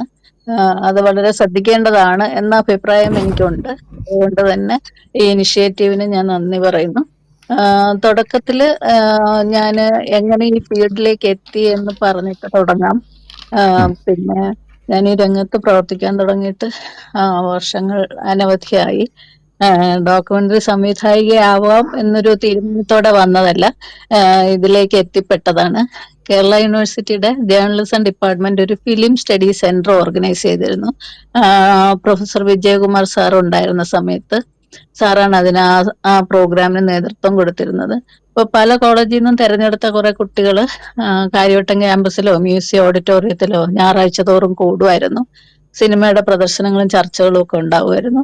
അപ്പൊ പൂന ഫിലിം ഇൻസ്റ്റിറ്റ്യൂട്ട് ചേർന്നിട്ട് സിനിമ വർക്ക്ഷോപ്പുകൾ ഓർഗനൈസ് ചെയ്തിരുന്നു. അങ്ങനെ സീരിയസ് ആയിട്ട് സിനിമ കാണുകയും സിനിമയിലേക്ക് വരണം എന്ന് ആഗ്രഹിക്കുകയും ചെയ്തിരുന്നു. തുടർന്ന് കുറച്ചുനാൾ ഞാൻ ഫ്രീലാൻസ് ആയിട്ട് ജേർണലിസം, ഫോട്ടോഗ്രാഫിയും മാഗസിൻ പബ്ലിക്കേഷൻ, പുസ്തക പ്രസാധനം അതൊക്കെ ചെയ്തിട്ടുണ്ടായിരുന്നു. അത് കഴിഞ്ഞിട്ടാണ് ഗലീലിയോ എന്ന് പറഞ്ഞിട്ടൊരു സിനിമ നരേന്ദ്രപ്രസാദ് സാറ് ഗലീലിയോ ആയിട്ട് അഭിനയിച്ച ജെയിംസ് ജോസഫ് സംവിധാനം ചെയ്ത സിനിമയിൽ സംവിധായകയായിട്ട് പ്രവർത്തിച്ചു. അപ്പൊ അതിന്റെ പ്രീ പ്രൊഡക്ഷൻ മുതൽ പോസ്റ്റ് പ്രൊഡക്ഷൻ വരെ പൂർണ്ണമായും ഇൻവോൾവ് ചെയ്ത് ആണ് ചെയ്തിരുന്നത്. അതിന്റെ റിസർച്ച് വർക്കും ചെയ്തിരുന്നു. തുടർന്ന് അതിനുശേഷമാണ് സ്വാഭാവികമായിട്ടൊരു ഡോക്യുമെന്ററി ഫീൽഡിലേക്ക് വരാനിടയായത്. അപ്പോൾ കുറെ കാലം അസോസിയേറ്റ് ആയിട്ട് പ്രവർത്തിച്ചിരുന്നു. ആ സമയത്തും എൻ്റെ ഒരു ഫുൾ ഇൻവോൾവ്മെന്റ് പ്രീ പ്രൊഡക്ഷൻ മുതൽ ഉള്ള വിധത്തിലാണ് ഞാൻ വർക്ക് ചെയ്തിരുന്നത്. അപ്പൊ അതിനകത്ത് മിക്ക വർക്കുകളുടെയും റിസർച്ച് വർക്ക് ഞാനാണ് ചെയ്തത്. അപ്പൊ ഈ തുടർന്ന് ഞാൻ ചെയ്ത ഈ 300ഓളം വർക്കിന്റെയും റിസർച്ച് വർക്ക് ഞാൻ തന്നെയാണ്. റിസർച്ചും സ്ക്രിപ്റ്റും ചെയ്തിരുന്നു. കുറെ അധികം വർക്കുകളുടെ ക്യാമറയും എഡിറ്റിങ്ങും ചെയ്തിട്ടുണ്ട്. അപ്പോൾ ഈ റിസർച്ച് വർക്ക് ചെയ്യാൻ തുടങ്ങിയ സമയത്താണ് എനിക്ക് അതിന്റെ ഒരു റിസർച്ചിന്റെ ഡോക്യുമെന്ററിയിൽ ഞാൻ വിചാരിക്കുന്നത് ഏറ്റവും പ്രധാനപ്പെട്ട കാര്യം അതിന്റെ റിസർച്ചാണ്. ഓരോ സമയവും നമ്മളൊരു പുതിയ വിഷയമായിരിക്കും നമുക്ക് കിട്ടുന്നത്. ആ വിഷയത്തെക്കുറിച്ച് നമ്മൾ അത് നേരത്തെ ശരത് സാർ സൂചിപ്പിക്കുകയും ചെയ്തു. നമ്മൾ ആ വിഷയത്തെക്കുറിച്ച് വായിച്ചു പോകും. നമ്മള് അതിന്റെ പുതിയ കാര്യങ്ങൾ അറിയും. അപ്പൊ ഇതിനകത്ത് പ്രധാനപ്പെട്ട ഒരു കാര്യവും വിട്ടുപോകാതിരിക്കാൻ ശ്രദ്ധിക്കും. അപ്പൊ നമ്മളൊരു കൃത്യമായൊരു സമയത്തിനകത്ത് നിന്നിട്ടായിരിക്കും ചിലപ്പം നമ്മളെപ്പോഴും വർക്ക് ചെയ്യുന്നത്. അപ്പൊ എങ്കിലും ഈ വായന നമ്മളെ വല്ലാത്തൊരു ചലഞ്ചിങ് ആയ ഒരു സാധനമാണ്. അപ്പൊ ഈ വായനയിൽ നിന്ന് കിട്ടുന്ന അറിവാണ് നമ്മൾ പാഷനേറ്റ് ആയിട്ട് ഓരോ വർക്കിനെയും സമീപിക്കാൻ നമ്മളെ സഹായിക്കുന്നത്. അത് തുടക്കം മുതൽ ഇതുവരെയുള്ള എല്ലാ വർക്കിന്റെയും അടിസ്ഥാനം എന്ന് പറയുന്ന ഈ റിസർച്ച് വർക്കാണെന്നാണ് ഞാൻ വിചാരിക്കുന്നത്. ഇപ്പൊ ചെയ്ത വർക്കുകളിൽ മിക്കവാറും പ്രോഗ്രാംസും 95% ഗവൺമെന്റിന് വേണ്ടി തന്നെയാണ് ചെയ്തിരിക്കുന്നത്. വിവിധ വിഷയങ്ങളിൽ വിവിധ ഡിപ്പാർട്ട്മെന്റുകൾക്ക് വേണ്ടി ചെയ്തിട്ടുണ്ട്. അപ്പൊ അതിനകത്ത് നേരത്തെ സൂചിപ്പിച്ച പോലെ ഈ അവസാനം ചെയ്ത വർക്കിനെ കുറിച്ച് ആദ്യം സംസാരിക്കാം. അത് ഈ കണ്ണൂരിലെ സ്വാതന്ത്ര്യ സമര ചരിത്രത്തെ കുറിച്ചുള്ള കനൽക്കാലം എന്ന് പറയുന്നതാണ്. അത് സ്വാതന്ത്ര്യത്തിന്റെ 75ാം വർഷത്തോടനുബന്ധിച്ച് കേരളത്തിലെ എല്ലാ ജില്ലകളെ കുറിച്ചും ഡോക്യുമെന്ററികൾ PRD ചെയ്തിരുന്നു. അപ്പൊ അതിൽ PRDയുടെ പാനലിലെ ലിസ്റ്റിൽപ്പെട്ട ആളുകളോട് അവർ ആശയങ്ങൾ ആവശ്യപ്പെടുകയും അത് വെച്ചിട്ട് 14 പേരെ 14 ജില്ലയ്ക്കായിട്ട് തെരഞ്ഞെടുക്കുകയും ചെയ്തു. അതിനുശേഷമാണ് അവർ ഫുൾ സ്ക്രിപ്റ്റ് ചോദിക്കുകയും അത് നമ്മൾ കൊടുക്കുകയും അതിനുശേഷമാണ് അതാണ് അതിന്റെ ഒരു പ്രോസസ്സ്. അങ്ങനെയാണ് അതിലേക്ക് വരുന്നത്. അത് വളരെ സ്വാതന്ത്ര്യ സമരത്തെ കുറിച്ച് കണ്ണൂർ ജില്ലയിൽ എന്തൊക്കെ നടന്നു എന്നുള്ളത് നമ്മൾ വളരെ വളരെ ആഴത്തിൽ പഠിക്കേണ്ടി വന്നു. അത് എനിക്ക് വളരെ ഒരു തൃപ്തി തോന്നിയ ഒരു വർക്കുമാണ്. അത് യൂട്യൂബിൽ ലിങ്ക് ഉണ്ട്. പിന്നെ നേരത്തെ സൂചിപ്പിച്ച കോവിഡ് കാലത്ത് ചെയ്ത കുടുംബശ്രീയെ കുറിച്ചുള്ള പ്രോഗ്രാമാണ്. അത് കോവിഡ് സമയത്ത് കുടുംബശ്രീ എൽഡർലി ആയ ആളുകൾക്ക് വേണ്ടി എന്തൊക്കെ പ്രവർത്തനങ്ങൾ ചെയ്തു എന്നുള്ളതാണ്. അതും PRDയുടെ വർക്ക് തന്നെയാണ്. അപ്പൊ ഇത് പറയുമ്പോൾ ഞാൻ കുടുംബശ്രീയെ കുറിച്ച് കുറച്ച് സംസാരിക്കാം. കാരണം കുടുംബശ്രീയെ കുറിച്ച് ഞാൻ നേരത്തെയും വർക്കുകൾ ചെയ്തിട്ടുണ്ട്. അതിലൊരു പ്രധാനപ്പെട്ട വർക്ക് ഈ ഇനി ഞങ്ങൾ പറയാം എന്ന് പറഞ്ഞിട്ട് ഒരു സോഷ്യൽ റിയാലിറ്റി ഷോ കുടുംബശ്രീയും ദൂരദർശനും കൂടെ ചേർന്ന് ചെയ്തിട്ടുണ്ടായിരുന്നു 2015. അത് ഓരോ ജില്ലയും ഓരോരുത്തരാണ് ചെയ്തത്. അപ്പൊ അതിൻ്റെ അകത്ത് കോട്ടയം ജില്ല ഞാനായിരുന്നു ചെയ്തത്. അപ്പൊ അത് ജില്ലയിലെ 3 CDSകൾ തെരഞ്ഞെടുത്ത് മികച്ച CDSകൾ തെരഞ്ഞെടുത്ത് അവിടുത്തെ ഡോക്യുമെന്റേഷനാണ് ചെയ്തത്. അതവിടെ നമ്മുടെ ദൂരദർശനിൽ അവരുടെ പ്രസന്റേഷന്റെ ഒപ്പം ഈ 3 വീഡിയോയും കാണിച്ചിട്ടുണ്ടായിരുന്നു. അപ്പൊ അതുകൂടാതെ കുടുംബശ്രീയുടെ 14ാം വാർഷികത്തോടനുബന്ധിച്ച് അവരൊരു പുസ്തകയാത്ര നടത്തിയിരുന്നു. അപ്പൊ ഈ പുസ്തകയാത്ര 2012 നടത്തിയത്. അത് തിരുവനന്തപുരം മുതൽ എറണാകുളം വരെ ഓരോ ഓരോ സ്റ്റേജിലും ഒരു തെരുവ് നാടകം കളിക്കുന്നുണ്ട്. പിന്നെ അവിടെ അവരെഴുതിയ പുസ്തകങ്ങൾ പ്രസിദ്ധീകരിക്കുന്നുണ്ട്. ഇതൊക്കെ നമ്മളെ സംബന്ധിച്ചിടത്തോളം വലിയ എക്സ്പീരിയൻസ് ആണ്. അപ്പൊ കുടുംബശ്രീയെ കുറിച്ച് അവരുടെ അനുഭവങ്ങൾ കൂടുതൽ ആഴത്തിൽ പഠിക്കാൻ ഇത് സഹായിച്ചിട്ടുണ്ട്. അത് കഴിഞ്ഞിട്ട് ഇപ്പൊ ഞാൻ കേരള യൂണിവേഴ്സിറ്റിയിൽ സോഷ്യോളജിയിൽ റിസർച്ച് ചെയ്യുന്നുണ്ട്. എന്റെ ടോപ്പിക്കും കുടുംബശ്രീ തന്നെയാണ്. അപ്പം പിന്നെ എനിക്കിതിനെ കുറിച്ച് പ്രധാനമായിട്ടും പറയാനുള്ള കാര്യം എന്ന് പറയുന്നത്, നമ്മളെ ഇത് ഡോക്യുമെന്ററി ഫിലിം മേക്കിംഗ് എന്ന് പറയുമ്പം അതൊട്ടും ഗ്ലാമറസ് ആയ ഒരു ജോലിയല്ല.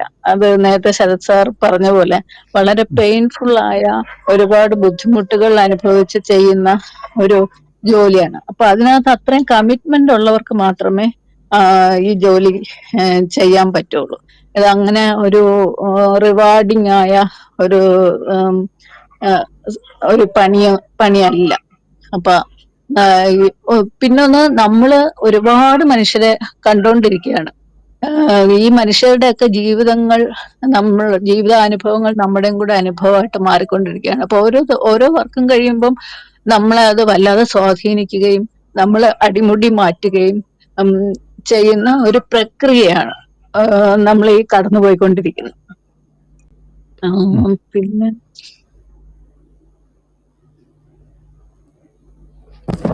ഡോക്യുമെന്ററിയിലേക്ക് എങ്ങനെ വന്നത്?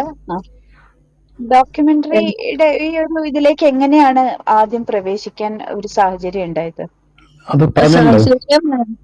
സാഹചര്യം എന്ന് പറഞ്ഞാൽ ആ ഫിലിം കഴിഞ്ഞപ്പോഴേക്കും പിന്നെ നമുക്ക് ഒരു ഡോക്യുമെന്ററിക്കാണ് നമുക്ക് പിന്നീട് അവസരങ്ങൾ വന്നത്. പിന്നെ നേരെ CDETന് വേണ്ടി കുറെ കാലം പ്രവർത്തിച്ചു.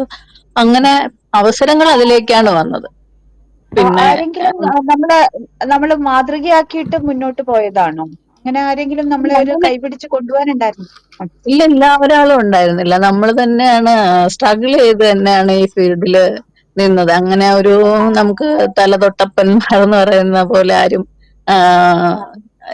ഇല്ല ഈ ഫീൽഡിൽ. നമ്മൾ തന്നെ വർക്ക് ചെയ്യുന്നു. അത് ഇപ്പൊ എനിക്ക് അതിനുശേഷം ഇങ്ങനെ തുടർച്ചയായിട്ടും വർക്കുകൾ ചെയ്യുന്നുണ്ടായിരുന്നു. ഇപ്പൊ CDETന് വേണ്ടി കുറെ കാലം വർക്ക് ചെയ്തിരുന്നു. അതെനിക്ക് വളരെ വലിയ എക്സ്പീരിയൻസ് ആണ്. പിന്നെ CDETലേക്ക് വരാനുണ്ടായ സാഹചര്യം എന്ന് പറഞ്ഞാൽ അവര് DPEPയെ കുറിച്ച് കുറച്ച് വർക്ക് ചെയ്യാൻ തുടങ്ങി. അപ്പൊ അവര് പത്രത്തിൽ അനൗൺസ് ചെയ്തിട്ട് ഒരു 4 പേരെ സെലക്ട് ചെയ്തു അസോസിയേറ്റ് ഡയറക്ടേഴ്സ് ആയിട്ട്. അങ്ങനെയാണ് CDETലേക്ക് വരുന്നത്. അപ്പൊ CDETൽ വർക്ക് ചെയ്യുമ്പം പിന്നെ കുറേയധികം വർക്കുകൾ ചെയ്തു. അപ്പൊ അതിനകത്ത് DPEPയെ കുറിച്ച് അതും വലിയ എക്സ്പീരിയൻസ് ആണ്. കേരളത്തിൽ ഒരുപാട് ജില്ലകളിൽ യാത്ര ചെയ്തു. ഞാൻ ചെയ്ത മിക്കവാറും എല്ലാ വർക്കുകളും സർക്കാരിന്റെ ഡെവലപ്മെന്റൽ പ്രോജക്ട്സ് എന്ന് പറയാവുന്ന വർക്കുകളാണ്. പിന്നെ മിക്കവാറും എല്ലാ വർക്കുകളും സോഷ്യലി കമ്മിറ്റഡ് ആയ കുറെ പ്രവർത്തനങ്ങളാണ്.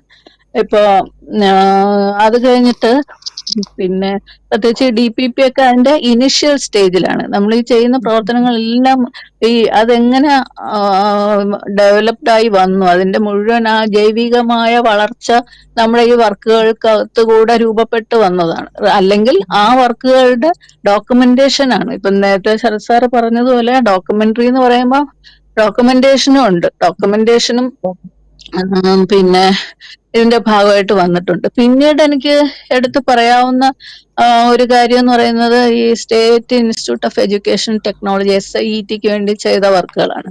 അത് പിന്നെ അവിടെ ചെയ്തതിൽ പ്രധാനപ്പെട്ട ഒരു വർക്ക് P. കുഞ്ഞിരാമൻ നായരെ കുറിച്ചുള്ള ഡോക്യുമെന്ററിയാണ്. അത് ഞാൻ ചെയ്തതിൽ ഏറ്റവും മികച്ചതിൽ ഒന്നെന്ന് പറയാവുന്ന P. കുഞ്ഞിരാമൻ നായർ എന്ന് പറയുമ്പോൾ നമുക്കറിയാം അദ്ദേഹത്തിന്റെ ജീവിതം ഒരു അരമണിക്കൂർ ഡോക്യുമെന്ററിയിൽ ഒരു ലിമിറ്റഡ് ബഡ്ജറ്റിൽ ഒരു ലിമിറ്റഡ് ടൈമിലാക്കുക എന്ന് പറയുന്നത് എളുപ്പമുള്ള കാര്യമല്ല. പക്ഷെ അതിനെക്കുറിച്ച് നമ്മൾ ഒരുപാട് ആഴത്തിൽ വായിക്കേണ്ടി വന്നു, റിസർച്ച് ചെയ്തു. അദ്ദേഹത്തിന്റെ വീട്ടിൽ പോയി കൊള്ളാവുന്നുള്ള ഒരു ചിത്രമോ അല്ലെങ്കിൽ കൊള്ളാവുന്നുള്ള ഒരു വീഡിയോയോ ഒന്നും ഇല്ല. അപ്പൊ അത് നമ്മൾ ഒരു ഡോക്യു ഫിക്ഷൻ ആയിട്ട് ചെയ്യേണ്ടി വന്നു, ഉള്ള മെറ്റീരിയൽ വെച്ച് ചെയ്യേണ്ടി വന്നു. എങ്കിലും ഒരു സംതൃപ്തി തോന്നിയ ഒരു വർക്കാണ്. പിന്നെ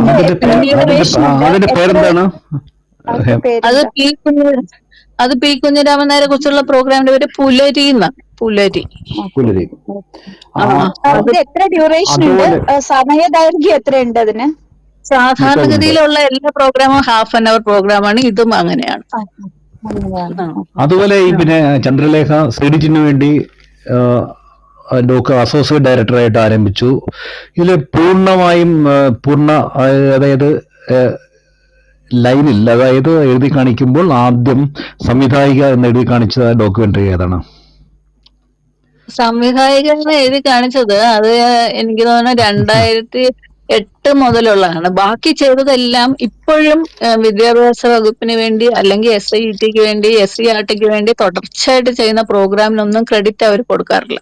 അപ്പൊ അതുകൊണ്ട് ഈ ചെയ്ത വർക്കുകളെല്ലാം പിന്നെ യൂട്യൂബിലുണ്ട്, ദൂരദർശനിൽ റെഗുലറായിട്ട് കാണിക്കുന്നുണ്ട്. പക്ഷെ അവിടുത്തെ ഒരു പ്രോഗ്രാമും ക്രെഡിറ്റ് കൊടുക്കാറില്ല. അപ്പൊ അതുകൊണ്ട് അവിടുത്തെ പ്രോഗ്രാമിനില്ല. പക്ഷെ PRDക്ക് ഒരു ഗുണമുള്ളത് അവരത് ചെയ്യാറുണ്ട്. അത് എല്ലാവരും അങ്ങനെ ചെയ്യണം എന്നാണ് എന്റെ അഭിപ്രായം. പക്ഷെ അങ്ങനെ ചെയ്യാറില്ല. അപ്പൊ അതുപോലെ SIETക്ക് വേണ്ടി ചെയ്ത വേറൊരു നല്ല വർക്കാണ് ഗേൾ ചൈൽഡിനെ കുറിച്ചുള്ള ഒരു ഗർഭാവസ്ഥ മുതൽ ഒരു പെൺകുഞ്ഞ് കടന്നു പോകുന്ന, അത് ഒരു അരമണിക്കൂർ പ്രോഗ്രാമാണ്. ഇംഗ്ലീഷിലും മലയാളത്തിലും ചെയ്തിട്ടുണ്ട്.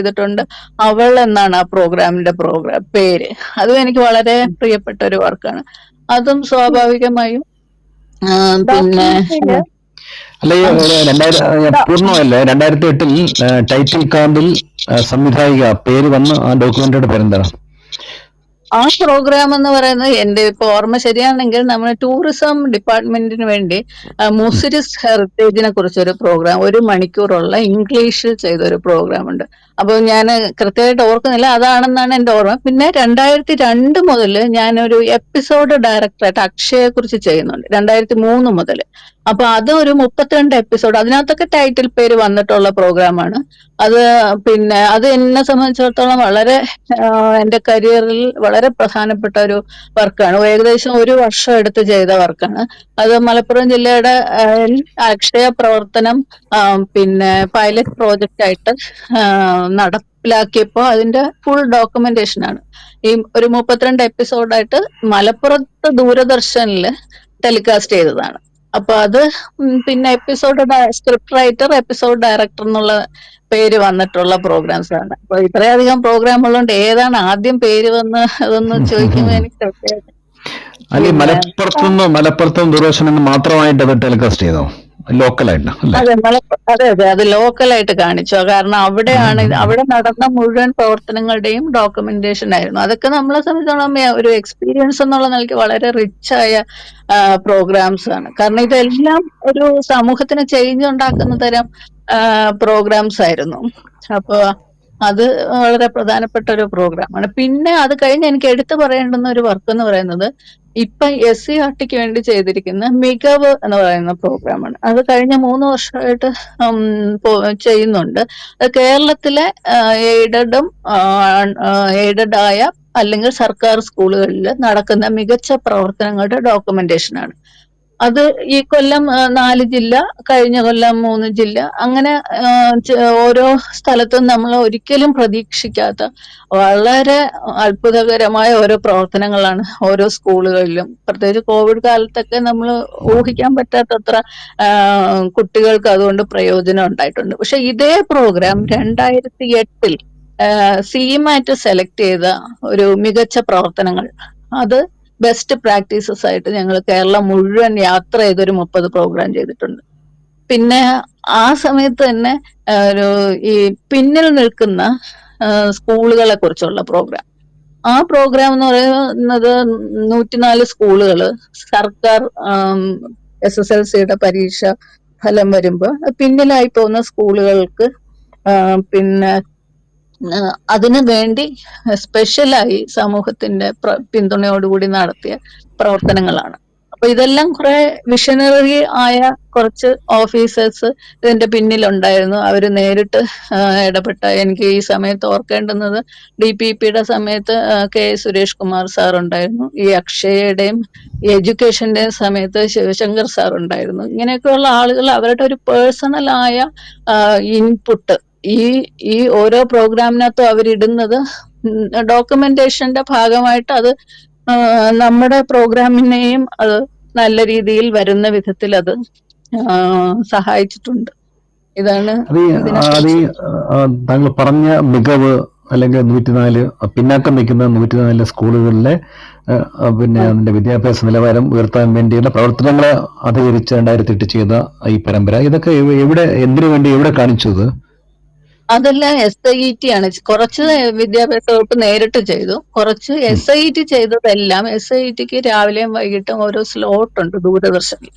അപ്പൊ അത് കാണിക്കുന്നുണ്ട്. പക്ഷെ അതിന് എത്ര വ്യൂവർഷിപ്പ് ഉണ്ട് അത് പിന്നെ യൂട്യൂബിലും അപ്ലോഡ് ചെയ്യുന്നുണ്ട്. അപ്പൊ യൂട്യൂബിൽ കുറെ വ്യൂവർഷിപ്പ് ഒക്കെ ഉണ്ട്. പിന്നെ പ്രധാനപ്പെട്ട വേറൊരു ഏരിയ എന്ന് പറയുന്നത് എഡ്യൂക്കേഷണൽ കണ്ടന്റ് ആണ്. അതിപ്പോ ഓരോ പാഠഭാഗമായിട്ട് ബന്ധപ്പെടുത്തി അത് എല്ലാ വർഷവും വരുന്നതാണ്. കുട്ടികൾക്ക് പഠിക്കാനുള്ള പാഠഭാഗമായിട്ട് അതിനകത്ത് 2 എണ്ണമാണ് ഈ അവാർഡ് കിട്ടിയത്. അപ്പൊ അത് അനിമേഷൻ ഫിലിമാണ്. അപ്പൊ ഇപ്പൊ കുറച്ച് 2 വർഷമായിട്ട് അനിമേഷൻ ചെയ്യുന്നില്ല, അതിനു മുമ്പ് കുറെ വർഷങ്ങളിൽ അനിമേഷൻ ചെയ്തിരുന്നു. അപ്പൊ അത് പിന്നെ കുട്ടികൾക്ക് കുറച്ചുകൂടെ ഇപ്പൊ ഭാഷാ പഠനമായാലും സയൻസ് ആയാലും അവർക്ക് കുറച്ചുകൂടെ കൺവേ ചെയ്യാൻ വേണ്ടിയിട്ട് പിന്നെ അങ്ങനത്തെ പരിപാടികളും ചെയ്തിട്ടുണ്ടായിരുന്നു. അത് SCRTക്ക് വേണ്ടിയും ചെയ്തിട്ടുണ്ട്. അപ്പൊ ഈ അവാർഡ് കിട്ടിയ ഈ ആനിമേഷൻ ഫിലിംസിനെ കുറിച്ചൊന്ന് വിശദമായി പറയുമോ? അത് 2-3 മിനിറ്റ് വരുന്ന പിന്നെ പ്രോഗ്രാമാണ്. അപ്പൊ അത് രണ്ടും ഇംഗ്ലീഷ് ഭാഷ പഠിപ്പിക്കാൻ വേണ്ടി കഥാരൂപത്തിൽ, ഇംഗ്ലീഷ് ഭാഷ കഥാരൂപത്തിൽ പഠിപ്പിക്കാൻ വേണ്ടിയിട്ട് ചെയ്തതാണ്. അത് 2018 ഹ്യൂസ് ആൻഡ് വ്യൂസ് എന്നാണ് അതിന്റെ പേര്. അത് ഒരു പിന്നെ രാജാവും കൊട്ടാരവും അങ്ങനെയൊക്കെയുള്ള ഒരു കഥാരൂപത്തിൽ കുട്ടികളെ അത് വളരെ, രണ്ടാമത്തേത് ബോൺസ് ഓഫ് ലവ് എന്നാണ് പറയുന്നത്. അത് വളരെ പെയിൻഫുൾ ആയ ഒരു കുട്ടിയുടെ കഥയാണ് പറയുന്നത്. അത് ഒരുപാട് വ്യൂവർഷിപ്പ് ഒക്കെ യൂട്യൂബിലൊക്കെ വന്നിട്ടുള്ള ഒരു സാധനമാണ്. അതുപോലെ SCRTക്ക് വേണ്ടിയും കുറെ ചെയ്തിട്ടുണ്ട്. അതൊന്നും അവര് അവാർഡിനൊന്നും അയച്ചിട്ടില്ല. അത് പിന്നെ നമ്മളിപ്പോ പറഞ്ഞു പോകുമ്പോ പോസിറ്റീവ്സും നെഗറ്റീവ്സും പറയണമല്ലോ. അപ്പൊ വളരെ നല്ല പ്രോഗ്രാംസ് ഇതുപോലെ പല സ്ഥലത്തും കിടപ്പുണ്ട്. അതൊന്നും നേരത്തെ ശരത് സാറ് പറഞ്ഞ പോലെ ഇതിന്റെ ഒന്നും കോപ്പിറൈറ്റ് നമ്മുടെയിലല്ല. അവരോട് നേരിട്ട് പോയിട്ട് ഇതൊന്നും അവാർഡിന് അയക്കണം എന്ന് പറയുമ്പോൾ ഒട്ടും പോസിറ്റീവായ ഒരു നിലപാട് അവരുടെ ഭാഗത്ത് നമുക്ക് കിട്ടിയിട്ടില്ല. അത് അവരെല്ലാം തിരക്കാണ്, അവർക്ക് ഇതൊന്നും ചെയ്യേണ്ട ആവശ്യമില്ല എന്നുള്ള മട്ടിലുള്ള ഒരു മറുപടിയാണ് നമുക്ക് കിട്ടിയിട്ടുള്ളത്. അപ്പൊ അത് നമ്മളെ സംബന്ധിച്ചിടത്തോളം ഒരു വിഷമിപ്പിക്കുന്ന കാര്യമാണ്. രണ്ടാമത്തെ ഈ ക്രെഡിറ്റ് ആയിട്ടില്ല നമ്മൾ ഇത്രയും ബുദ്ധിമുട്ടി, എനിക്ക് തോന്നുന്നു ഡോക്യുമെന്ററി ഫിലിം മേക്കിങ്ങിൽ വന്നിട്ട് ഭയങ്കരമായ പൈസയൊക്കെ ഉണ്ടാക്കിയിട്ടുള്ള ഒരു 1-2 ആളുകൾ കാണും. ബാക്കിയുള്ളവരെല്ലാം അങ്ങനെ ഒരു വലിയ ഫണ്ടിലൊന്നും വർക്ക് ചെയ്യുന്ന ആളുകളല്ല. അപ്പൊ അവരെ സംബന്ധിച്ചിടത്തോളം അവർ ഇത്രയും സമയമെടുത്ത് ഇത്രയും പെയിൻഫുള്ളായി ഇത്രയും റിസ്ക് എടുത്ത് വർക്ക് ചെയ്യുമ്പോൾ അതിന്റെ ക്രെഡിറ്റ് കൊടുക്കുക എന്നുള്ളത് ഒരു മിനിമം കാര്യമാണ്. അവർക്കൊരു റെക്കഗ്നിഷൻ കിട്ടാനുണ്ടെങ്കിൽ അതിനെ അയക്കാതിരിക്കുക എന്ന് പറയുന്നത് അത് വളരെ മോശം കാര്യമാണ്. ഇത് രണ്ടുമാണ് എനിക്ക് അതിനെക്കുറിച്ച് പറയാനുള്ളത്. അതേപോലെ ചന്ദ്രലേഖ ഈ സർക്കാർ സംവിധാനങ്ങൾ ഉപയോഗിച്ചിട്ടാണ് 95% ചെയ്തിട്ടുള്ളത് എന്ന ഡോക്യുമെന്ററികളും ഷോർട്ട് ഫിലിംസും ആനിമേഷൻ ഫിലിംസും ഒക്കെ ചെയ്തിട്ടുള്ളത് എന്ന് പറയുകയുണ്ടായി. അതല്ലാതെ ഇൻഡിപെൻഡന്റ് ആയിട്ട് ഏതെങ്കിലും ഡോക്യുമെന്ററികൾ ചെയ്തിട്ടുണ്ടോ? ഇതല്ലാതെ ഇൻഡിപെൻഡന്റ് ആയിട്ട് ഞാൻ അങ്ങനെ ടെക്നോ പാർക്ക് ബേസ് ചെയ്ത് കുറെ കമ്പനികൾക്ക് വേണ്ടിയിട്ടൊക്കെ ചെയ്തിട്ടുണ്ട്. അതല്ലാതെ എന്റേതായ ഒരു ഫണ്ടിങ്ങിന് ഞാൻ ചെയ്തിട്ടില്ല. അതിനൊരു കാരണമുണ്ട്. അതെന്താണെന്ന് വെച്ച് കഴിഞ്ഞാൽ ഈ ഗലീലിയോ ഒക്കെ ചെയ്തതിന് ശേഷം ഞങ്ങളൊരു സവ്യസാചി എന്ന് പറഞ്ഞിട്ട് ഒരു സിനിമ ചെയ്തിരുന്നു, മുരളിയൊക്കെ വെച്ചിട്ട്, ഒരു ബംഗാളി ശരത്ചന്ദ്ര ചാറ്റർജിയുടെ നോവലിനെ ബേസ് ചെയ്ത്. അപ്പൊ അതിൻ്റെ അകത്ത് പ്രൊഡക്ഷൻ സൈഡ് ഞാൻ ചേരാൻ ഉദ്ദേശിച്ചിരുന്നില്ലെങ്കിൽ പോലും ഞാൻ തന്നെയാണ് അതിന്റെ മൊത്തം കാര്യങ്ങൾ നോക്കിക്കൊണ്ടിരുന്നത്. അപ്പൊ പ്രൊഡ്യൂസറുടെ ഭാഗത്തുനിന്ന് ഒരു പ്രശ്നം വന്നപ്പോ കുറെ നമ്മൾക്ക് അതിൻ്റെ അകത്തൊരു ഫൈനാൻസ് നമ്മുടെ കയ്യിൽ നിന്ന് ഇടേണ്ടി വന്നു. അപ്പൊ അങ്ങനെ ഒരു അതിഭീകരമായ ഒരു സാമ്പത്തിക പ്രശ്നം വന്നപ്പോഴേക്കും ഞാനൊരു തീരുമാനം എടുത്തു, ഞാൻ തന്നെ ഫണ്ട് ചെയ്തൊരു വർക്കിന് ചെയ്യൂല. അപ്പൊ അതുകൊണ്ട് അതിനുശേഷം പിന്നെ അങ്ങനെ ഒരു റിസ്കിലേക്ക് പോയിട്ടില്ല. അപ്പൊ ഈ ചിത്രം ഇറങ്ങിയോ സവ്യസാചി? ഇല്ല, അത് പിന്നെ അപ്പോഴേക്കും പിന്നെ മുരളി സാറ് മരിച്ചു, പിന്നെ അത് കംപ്ലീറ്റ് ആയില്ല. പിന്നെ അങ്ങനെ അതങ്ങ് മുടങ്ങി. ചിത്രാഞ്ജലിയുടെ ഏതോ മുറിയിൽ അതവിടെ ഇരിപ്പുണ്ട്. ആരായിരുന്നു എന്റെ സംവിധാനം? ജെയിംസ് ജോസഫ്, ഗലീലിയോ ചെയ്ത ആള് തന്നെ. അദ്ദേഹം തന്നെ. അപ്പൊ അങ്ങനെ ഒരു ബിറ്റർ എക്സ്പീരിയൻസ് കാരണം ഇതിൽ പരീക്ഷണത്തിന് ഇനിയും തയ്യാറല്ല എന്നാണ് പറഞ്ഞതിന്റെ അർത്ഥം. പരീക്ഷണം സേഫ് അല്ല അങ്ങനെ ഒരു സാഹചര്യത്തിൽ. പിന്നെ ഈ ആനിമേഷൻ ഫിലിം ചെയ്തല്ലോ, ആനിമേഷൻ ഫിലിമില് നമ്മളുടെ കോൺട്രിബ്യൂഷൻ എന്താണ് വെച്ചാൽ അത് സംവിധാനം ചെയ്യാണോ, അതിന്റെ കഥ, അതിന്റെ ടെക്നിക്കൽ ആയിട്ടുള്ള ആസ്പെക്ട്സ് അതൊക്കെ നോക്കുന്നുണ്ടോ? അത് അനിമേഷൻ ഫിലിമിന്റെ അവർക്ക് ചിലപ്പോ നമ്മളെ അടുത്ത് പറയും ഇത്രാമത്തെ പാഠത്തിലെ ഇത്രാമത്തെ ഭാഗമാണ് എന്ന് മാത്രമായിരിക്കും നമ്മളോട് പറയുന്നത്. അത് ഈ കണ്ടന്റ് ചെയ്യുമ്പോഴൊക്കെ അങ്ങനെ വരാറുണ്ട്. അപ്പൊ അതിനെ ഒരു അനിമേഷൻ രൂപത്തില് സ്ക്രിപ്റ്റിനെ നമ്മൾ എഴുതുന്നു. സാധാരണഗതിയിൽ സ്ക്രിപ്റ്റ് എഴുതുന്ന പോലല്ല. ഇപ്പൊ നമ്മൾ അനിമേഷൻ സ്ക്രിപ്റ്റ് അനിമേറ്റർക്ക് കൊടുക്കുമ്പോൾ അത് ഓരോ ഫ്രെയിമിലും എന്തായിരിക്കണമെന്ന് കൃത്യമായിട്ട് പറഞ്ഞു കൊടുക്കണം. ആർട്ടിസ്റ്റ് എങ്ങോട്ട് തിരിയുന്നു, എത്ര ദൂരത്തേക്ക് തിരിയുന്നു, ഇതുപോലുള്ള ഫുൾ വിശദമായ സ്ക്രിപ്റ്റാണ് നമ്മൾ അനിമേറ്റർക്ക് കൊടുക്കുന്നത്. അപ്പൊ പിന്നെ നമ്മൾ തന്നെയാണ് തിരക്കഥ എഴുതുന്നത്, അതിന്റെ ഡയലോഗ് എഴുതുന്നത്, ഡയലോഗ് റെക്കോർഡ് ചെയ്തിട്ട് റെക്കോർഡ് ചെയ്ത സാധനമാണ് നമ്മൾ അനിമേറ്റർക്ക് കൊടുക്കുന്നത്. അപ്പൊ അതാണ് വെച്ചിട്ടാണ് പുള്ളി ലിപ്പൊക്കെ സിങ്ക് ചെയ്ത് പിന്നെ അതിനെ ഒരു ഫിലിം രൂപത്തിലേക്ക് മാറ്റുന്നു. മറ്റു സിനിമകളില്, മറ്റു ഡോക്യുമെന്ററികളില് എന്തൊക്കെ ചെയ്യും? ക്യാമറ ഉണ്ടെന്ന് ഇടയിൽ വായിച്ചു ഞാൻ. അപ്പൊ ക്യാമറ കൈകാര്യം ചെയ്യാറുണ്ടോ? അതെ, ക്യാമറ ഡോക്യുമെന്റേഷൻ വർക്ക് കുറെ അധികം ഞാൻ ചെയ്തിരുന്നു. ഇപ്പം സർക്കാർ നടപ്പിലാക്കുന്ന ഇപ്പൊ ടൂറിസം ഡിപ്പാർട്ട്മെന്റിലായാലും പിന്നെ നേരത്തെ അക്ഷയയുടെ കാര്യം പറഞ്ഞു, അവരൊക്കെ നടപ്പിലാക്കുന്ന പദ്ധതികളുടെ വീഡിയോ ഡോക്യുമെന്റേഷൻ വരും. അപ്പൊ ഇപ്പൊ ആ സമയത്ത് ക്യാമറയും എഡിറ്റിംഗ് എന്ന് പറഞ്ഞാൽ അതൊക്കെ സ്വാഭാവികമായിട്ടും വളരെ ചെറിയ ബഡ്ജറ്റും ആയിരിക്കും. അപ്പൊ നമുക്ക് പുറത്തുനിന്ന് ക്യാമറ റെന്റ് ചെയ്ത് ഒരു ക്യാമറമാനെ എടുത്ത് എഡിറ്റിംഗ് സ്റ്റുഡിയോയിൽ പോയൊന്നും ചെയ്യാൻ പറ്റില്ല. അപ്പൊ അതൊക്കെ നമ്മൾ തനിയെ തന്നെയാണ് അതുപോലുള്ള വർക്കുകളെല്ലാം ചെയ്യുന്നത്. അപ്പൊ ഹേമലത, നമുക്ക് പിന്നെ ചോദ്യങ്ങളിലേക്ക് കടക്കാൻ പറ്റത് ബാക്കിയുള്ള താഴെ നമ്മുടെ സുരേഷ് നെല്ലിക്കോടിനെ പോലെയുള്ള അവരുണ്ട്, പുതുതായിട്ടുള്ള ഒത്തിരി പേരെ കാണുന്നുണ്ട്. ചന്ദ്രലേഖയോട് ചോദ്യങ്ങൾ ചോദിക്കാം. ഹാൻഡ് റൈസിംഗ് റൈറ്റ് സൈഡിൽ താഴെയുള്ള ഹാൻഡ് റൈസിംഗ് ബട്ടൺ പ്രസ് ചെയ്ത് ദയവായി മുന്നോട്ട് വരണം എന്ന് അഭ്യർത്ഥിക്കട്ടെ. ചന്ദ്രലേഖയുടെ സ്ഥലം എവിടെയാണ് ശരിയായിട്ട്? സ്വദേശം തിരുവനന്തപുരമാണ്. ഈ കാര്യവട്ടം ക്യാമ്പസുമായിട്ട് ഈ ഫിലിം കോഴ്സിന്റെ ബന്ധമാണുള്ളതല്ലേ, അതോ കാര്യവട്ടത്താണ് പഠിച്ചത്? കാര്യവട്ടത്ത് ഞാൻ ഇപ്പൊ PhD ചെയ്യുന്നു.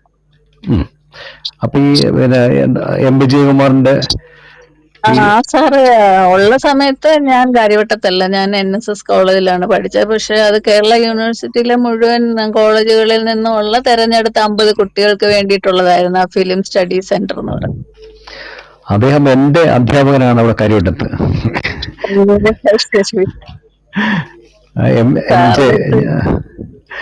അതെ. അപ്പൊ അദ്ദേഹത്തെ അടുത്ത കാലത്ത് അദ്ദേഹം ഇടുക്കി ജില്ലയിലെ കുട്ടിക്കാനം അല്ലെ, കുട്ടിക്കാനം ഞാനിതിന്റെ ലിങ്ക് അയച്ചിരുന്നു, സാറിന് അയച്ചിരുന്നു. സാർ അത് കണ്ടില്ല, ഞാൻ പിന്നെ വിളിച്ചു പറയാൻ പറ്റിയില്ല. സാറിന്റെ മാത്രം അധ്യാപകനല്ല, നമ്മളുടെ എല്ലാവരുടെ അധ്യാപകന് ആണെന്ന് ആഗ്രഹിക്കുകയാണ് നമ്മള്. നിങ്ങൾ വളരെ ക്ലോസ് ആണ് സാറുമായിട്ട്. ഞാൻ ഇങ്ങനെ ബന്ധം ഉണ്ടായിരുന്നെങ്കിൽ ഞാൻ സാറിനെ വിളിച്ചിട്ട് അത് പ്രത്യേകം ക്ഷണിച്ചിരുന്നു.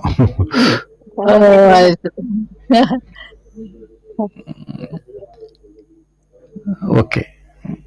ചോദ്യങ്ങൾക്ക് സുരേഷ് നെല്ലിക്കൊണ്ട് നമുക്ക് വിളിക്കാം. സുരേഷ് കഴിഞ്ഞ പ്രാവശ്യം വന്നിരുന്നു.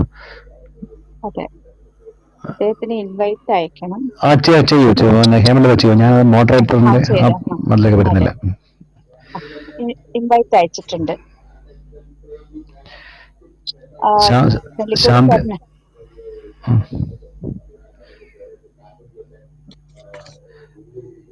ഓക്കെ. സാർ ഇപ്പൊ മോഡറേറ്റർ ആണ്, ഇപ്പോഴാണ് ആയത്.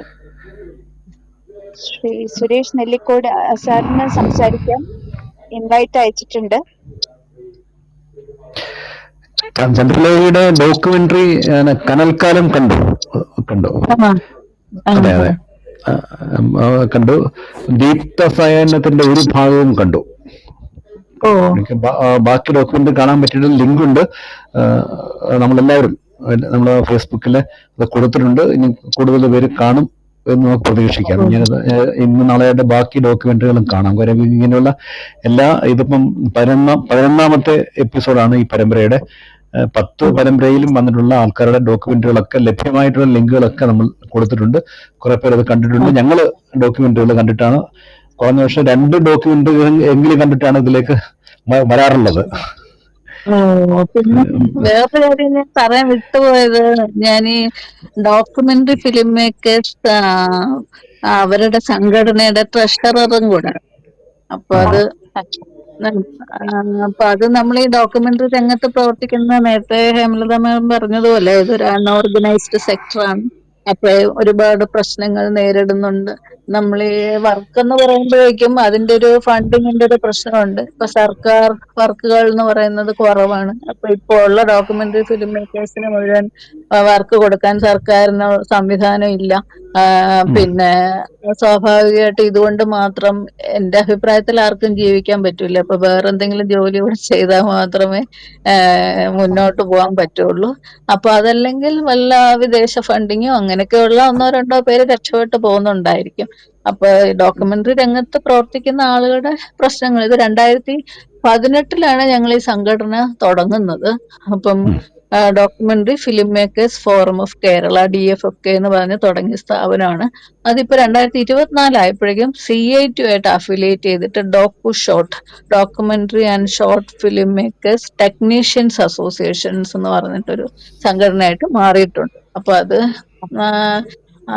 ഈ ഫീൽഡിലുള്ള ആളുകൾ ഇത് കേൾക്കുന്നുണ്ടെങ്കിൽ ഇതിൽ മെമ്പർഷിപ്പ് എടുക്കണം എന്നെനിക്ക് പറയാനും കൂടെ ഉണ്ട്. ആണെന്ന് പരിചയപ്പെടുത്തിയിട്ടുണ്ടല്ലോ. അപ്പൊ എന്തൊക്കെയാണ് വേറെ ചെയ്യുന്നത്? ഈ ഡോക്യുമെന്ററി അല്ലാതെ വേറെ എന്തൊക്കെ ആക്ടിവിറ്റീസ് ആണ്? ആക്ടിവിറ്റീസ് ഞാൻ ആർട്ടിക്കിൾസ് ഒക്കെ എഴുതുന്നുണ്ട്. കലാകൗമുദി, കേരള കോളിംഗ്, അതിനകത്തെല്ലാം ആർട്ടിക്കിൾസ് എഴുതാറുണ്ട്. പിന്നെ ട്രാൻസ്ലേഷൻ ചെയ്യുന്നുണ്ട്. നാഷണൽ ട്രാൻസ്ലേഷൻ മിഷന് വേണ്ടിയിട്ട് ട്രാൻസ്ലേഷൻ വർക്ക് ചെയ്യുന്നുണ്ട്. അത് എന്തുതരം ട്രാൻസ്ലേഷൻ ആണ് ചെയ്യുന്നത്? അത് എന്റെ വിഷയം സോഷ്യോളജി ആയതുകൊണ്ട് സോഷ്യോളജി ആയിട്ട് ബന്ധപ്പെട്ട, ഇപ്പൊ സോഷ്യോളജിയെ കുറിച്ച് ഒരു ഡിക്ഷണറി ഇറങ്ങുന്നുണ്ട്. അതിന്റെ പ്രാഥമിക പ്രവർത്തനങ്ങൾ എല്ലാം എന്റെ ഭാഗമൊക്കെ കഴിഞ്ഞു. ഇനി അതിന്റെ ഒരു കമ്മിറ്റി കൂടെ അതൊന്ന് നോക്കും, എന്നിട്ട് അത് പബ്ലിഷ് ചെയ്യും. അങ്ങനത്തെ വർക്കുകൾ ചെയ്യുന്നുണ്ട്. മിഷൻ എന്ന് പറഞ്ഞിട്ടൊരു ഏജൻസി ഉണ്ട് അല്ലെ, നാഷണൽ ട്രാൻസ്ലേഷൻ മിഷൻ. അതെ, അത് സെൻട്രൽ ഗവൺമെന്റിന്റെ പിന്നെ ഒരു സ്ഥാപനമാണ്. അപ്പൊ അവർക്ക് വേണ്ടിയിട്ടാണ് വർക്ക് ചെയ്യുന്നത്. നമ്മളെല്ലാ ഡോക്യുമെന്ററി സംവിധായകരോടും ശരത്തിനോടും നമ്മൾ ചോദിച്ചു. ഈ ഒരു ശരത്ത് തന്നെ പറയുകയുണ്ടായി, ഇതിപ്പോ സംസ്ഥാന അവാർഡ്, ചലച്ചിത്ര അവാർഡിന് കൂടെ കൊടുത്തിരുന്ന അവാർഡാണ് ഡോക്യുമെന്ററി അവാർഡ്. അത് വീണ്ടും താഴേക്ക് വന്നു എന്ന് പറഞ്ഞുകൂടാ, വേറെ ഒരു കാറ്റഗറി മാറി ടെലിവിഷൻ, സംസ്ഥാന ടെലിവിഷൻ അവാർഡിലെ ഏറ്റവും അവസാനത്തെ ഇനങ്ങളിലൊന്നായി വീണ്ടും വന്നു എന്ന് പറയുകയുണ്ടായി. അത് 2 തരം കാര്യങ്ങളാണ് നമ്മൾ ഈ ചോദ്യം ഉന്നയിച്ചപ്പോൾ ഇത് മുമ്പ് ഇതിൽ പങ്കെടുത്തവർ പറഞ്ഞത്. ഒന്ന്, ഡോക്യുമെന്ററികൾക്ക് പതുപോലെ മുൻകാലങ്ങളിലുള്ള അത്രയും പ്രാധാന്യം ഉണ്ടാകുന്നില്ല, ഓഡിയൻസ് കുറയുന്നു എന്നൊരു കാര്യം. പക്ഷെ ഒന്നുകൂടി പേര് പറഞ്ഞിട്ടുള്ളത് വളരെ പോസിറ്റീവായിട്ടുള്ള ഒരു കാര്യം കൂടെ അനുബന്ധമായി പറഞ്ഞിട്ടുണ്ട്. ക്യാമ്പസുകളിൽ ഡോക്യുമെന്ററികൾ ചില വിഭാഗങ്ങൾ കൂടുതലായി കാണുന്നുണ്ട്. അടുത്ത കാലത്ത് ഒരു പോസിറ്റീവ് ട്രെൻഡിലേക്ക് വരുന്നുണ്ട് എന്നും പറയുകയുണ്ടായി. അപ്പൊ ഞാൻ നേരത്തെ ഇവരോടെല്ലാം ഞങ്ങൾ ചോദിച്ച ചോദ്യം ആവർത്തിക്കട്ടെ. ഈ ഡോക്യുമെന്ററികളുടെ ഭാവി എന്താണ്? പ്രത്യേകിച്ച് കേരളത്തിൽ ഒരു മുഖ്യധാര സിനിമ അതിനുള്ള ഒരു സ്വീകാര്യതയൊന്നും ഡോക്യുമെന്ററിക്ക് ഉണ്ടാകത്തില്ലെങ്കിൽ പോലും ഡോക്യുമെന്ററികൾ നിലനിൽക്കുമോ, അല്ലെങ്കിൽ അതിന്റെ രൂപത്തിൽ അതിന്റെ പരിണാമം ഉണ്ടായിട്ടുണ്ട്. ഫിക്ഷനും ഡോക്യുമെന്ററികളും തമ്മിൽ തിരിച്ചറിയാൻ വയ്യാത്തത്രയും ഫിക്ഷൻ ലെവലിലേക്ക് കൂടി ഡോക്യുമെന്ററികൾ പോകുന്നുണ്ട് എന്നൊക്കെ ഈ വേദികളിൽ ചർച്ച ഉണ്ടായിട്ടുണ്ട്. എന്താണ് അഭിപ്രായം? അത് എനിക്ക് തോന്നുന്നു ഭാവി വളരെ പ്രസാദാത്മകമാണ് എന്നെനിക്ക് തോന്നുന്നില്ല. കാരണം പിന്നെ ഇപ്പൊ തന്നെ PRD ചെയ്യുന്നത് അവരുടെ ഈ സർക്കാരിന്റെ കുറെ പ്രൊമോഷണൽ വർക്കുകൾ ചെയ്യുന്നു എന്നല്ലാതെ ഇപ്പൊ ഈ കനൽക്കാലം അതിനൊരു വ്യത്യസ്തമായ ഒരു വർക്കാണ്. പക്ഷെ പൊതുവെ അവരിപ്പോ ചെയ്തുകൊണ്ടിരിക്കുന്നത് ഈ സർക്കാരിന്റെ വികസന പ്രവർത്തനങ്ങൾ മാത്രമാണ്. അത് മാത്രം നമുക്ക് ഡോക്യുമെന്ററി എന്ന് അങ്ങനെ പറയാൻ പറ്റില്ല. അതൊരു ഡോക്യുമെന്റേഷൻ PRDയുടെ ഒരു പ്രധാനപ്പെട്ട ഒരു ഏരിയയാണ്. അവരത് ചെയ്യണം. പക്ഷെ പിന്നെ അല്ലാതെ ഈ PRDയുടെ ഒരു പ്രധാന ഉദ്ദേശം എന്ന് പറയുന്നത് നമ്മുടെ ചരിത്രം, നമ്മുടെ സംസ്കാരം, നമ്മുടെ മനുഷ്യർ, ഈ ജീവിച്ചിരിക്കുന്ന എത്രയോ മനുഷ്യരുണ്ട്. ഇപ്പൊ ഞാൻ P. കുഞ്ഞിരാമൻ നായരെ കുറിച്ച് പറഞ്ഞു, ഒരു വീഡിയോ ഈ ക്ലിപ്പ് ഇല്ല. അദ്ദേഹത്തിനെ കുറിച്ച് ഇത്രയും വലിയൊരു മനുഷ്യൻ ഒരു വീഡിയോ ക്ലിപ്പ് ഇല്ല.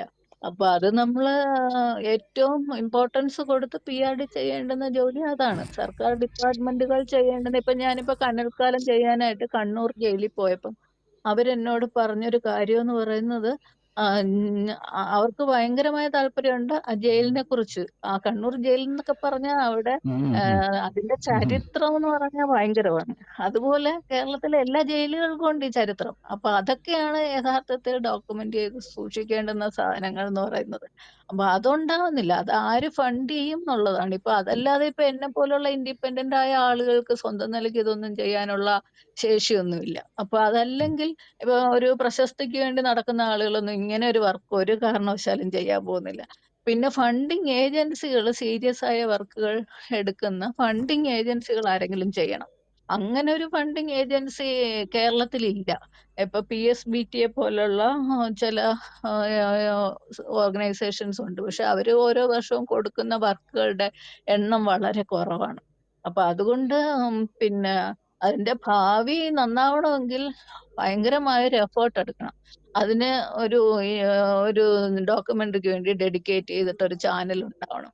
അങ്ങനെയാണെങ്കിൽ സ്വാഭാവികമായിട്ടും പിന്നെ ഉണ്ടാവണം. ഇപ്പൊ നമുക്ക് എത്രയോ മനുഷ്യർ, ഇപ്പൊ യൂണിവേഴ്സിറ്റിയുടെ കാര്യം പറഞ്ഞു. ഇപ്പൊ യൂണിവേഴ്സിറ്റികളിൽ സീരിയസ് ആയ വർക്ക് എത്ര എണ്ണം നടക്കുന്നുണ്ട്. ഇപ്പൊ ഒരു ഷോർട്ട് ഫിലിം ചെയ്യുന്നു. ഷോർട്ട് ഫിലിം ഒന്നും മോശമാണെന്നല്ല ഞാൻ പറയുന്നത്.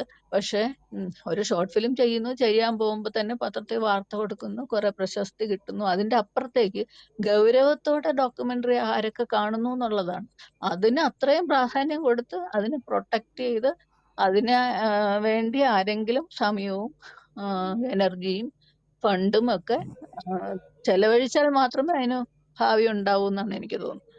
അതിന് ഇപ്പോഴത്തെ സാഹചര്യത്തിൽ സർക്കാർ സംവിധാനങ്ങളിൽ അതിനൊരു പ്രത്യേക സംവിധാനം ഉണ്ടാവണം എന്നാണ് എനിക്ക് അതിനെക്കുറിച്ച് പറയാനുള്ളത്.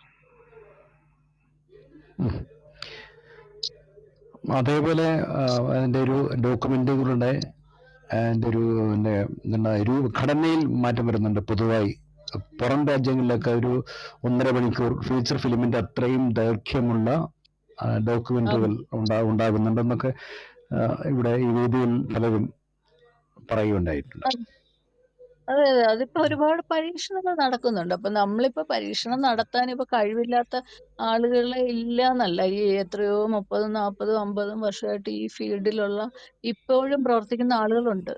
അപ്പൊ അവരുടെ എക്സ്പീരിയൻസ് എന്ന് പറഞ്ഞാൽ അത്രയും റിച്ച് ആണ്. അത് നമുക്ക് ഉപയോഗപ്പെടുത്താൻ പറ്റണമെങ്കിൽ ആരിതിന് മുൻകൈ എടുക്കും എന്നൊരു ക്വസ്റ്റ്യൻ ഉണ്ട്.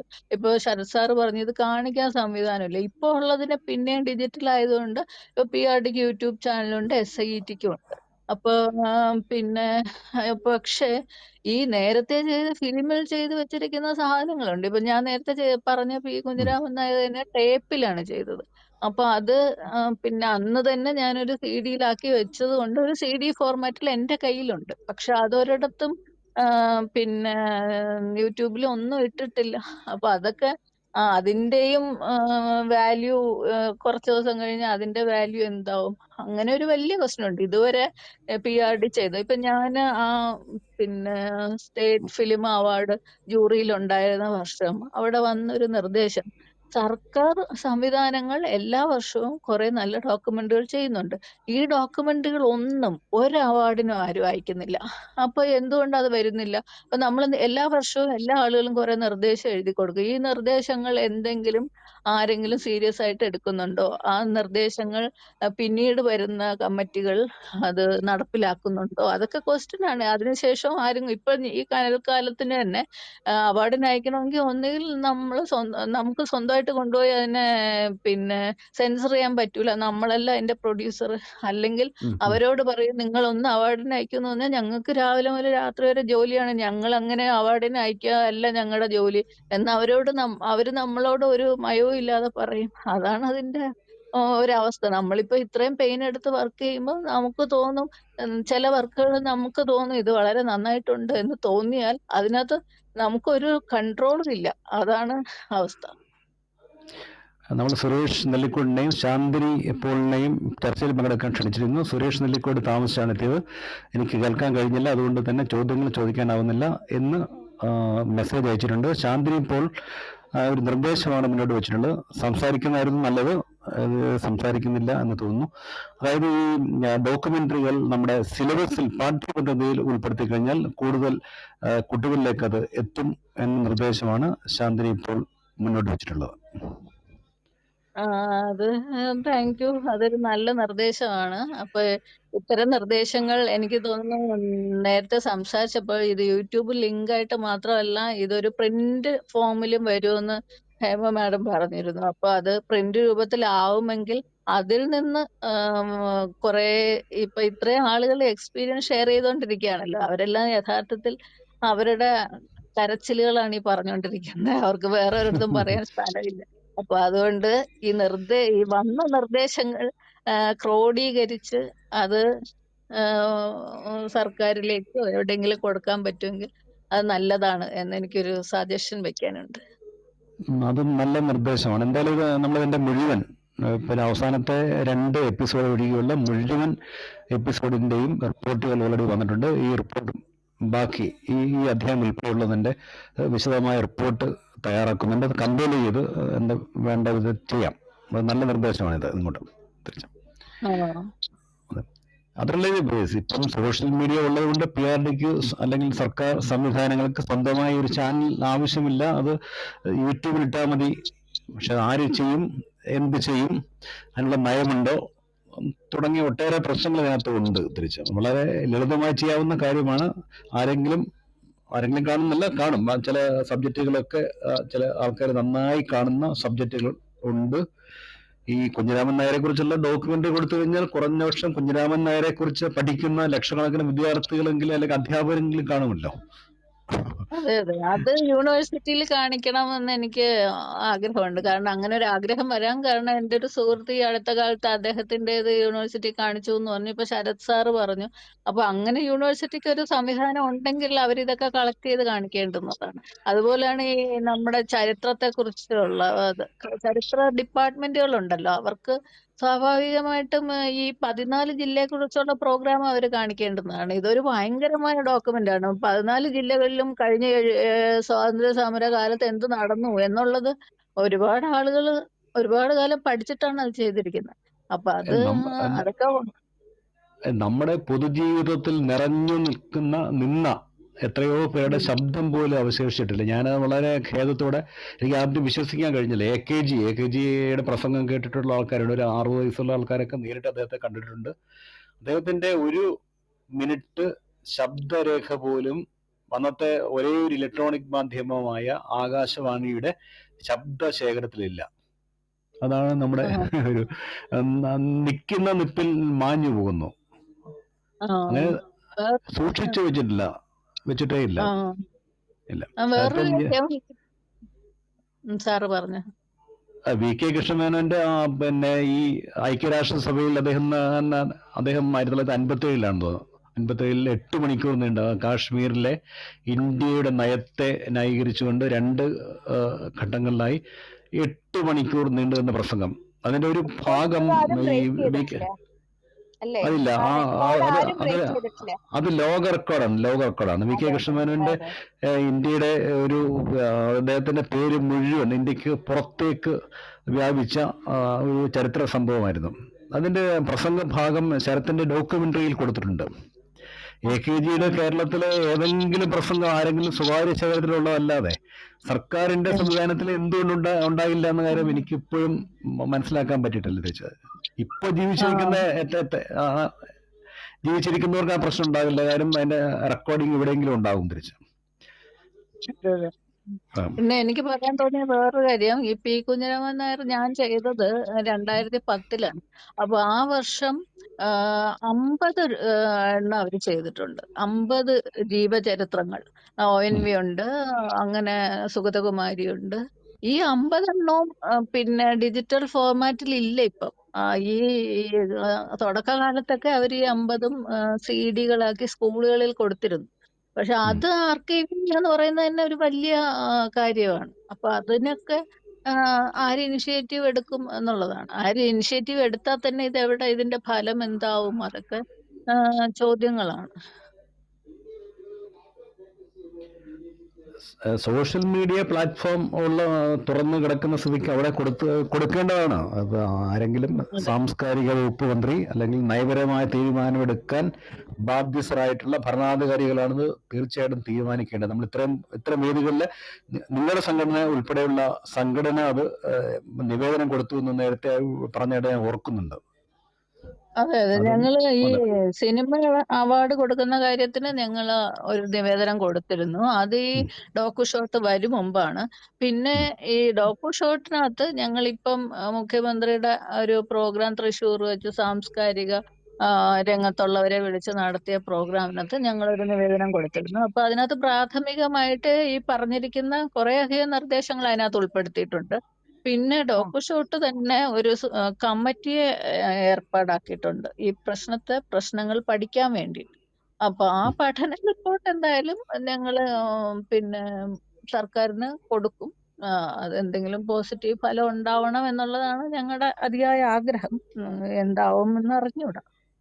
അപ്പൊ PRD ഉൾപ്പെടെയുള്ള സർക്കാർ സംവിധാനങ്ങൾ ഇത്രയും കാശ് മുടക്കി ഡോക്യുമെന്ററി ചെയ്യാമെങ്കിൽ PRDയുടെ കയ്യിലുള്ള ഡിജിറ്റൽ ഫോമിലല്ലാത്ത ഫിലിമിലുള്ള ഡോക്യുമെന്ററികൾ ഡിജിറ്റൽ ഫോമിലേക്ക് മാറ്റി യൂട്യൂബിൽ അല്ലെങ്കിൽ സോഷ്യൽ മീഡിയയിൽ ഇടുന്നതിന് കുറച്ച് കാശ് കൂടെ മുടക്കിയാൽ മതിയല്ലോ, അത് പറ്റും.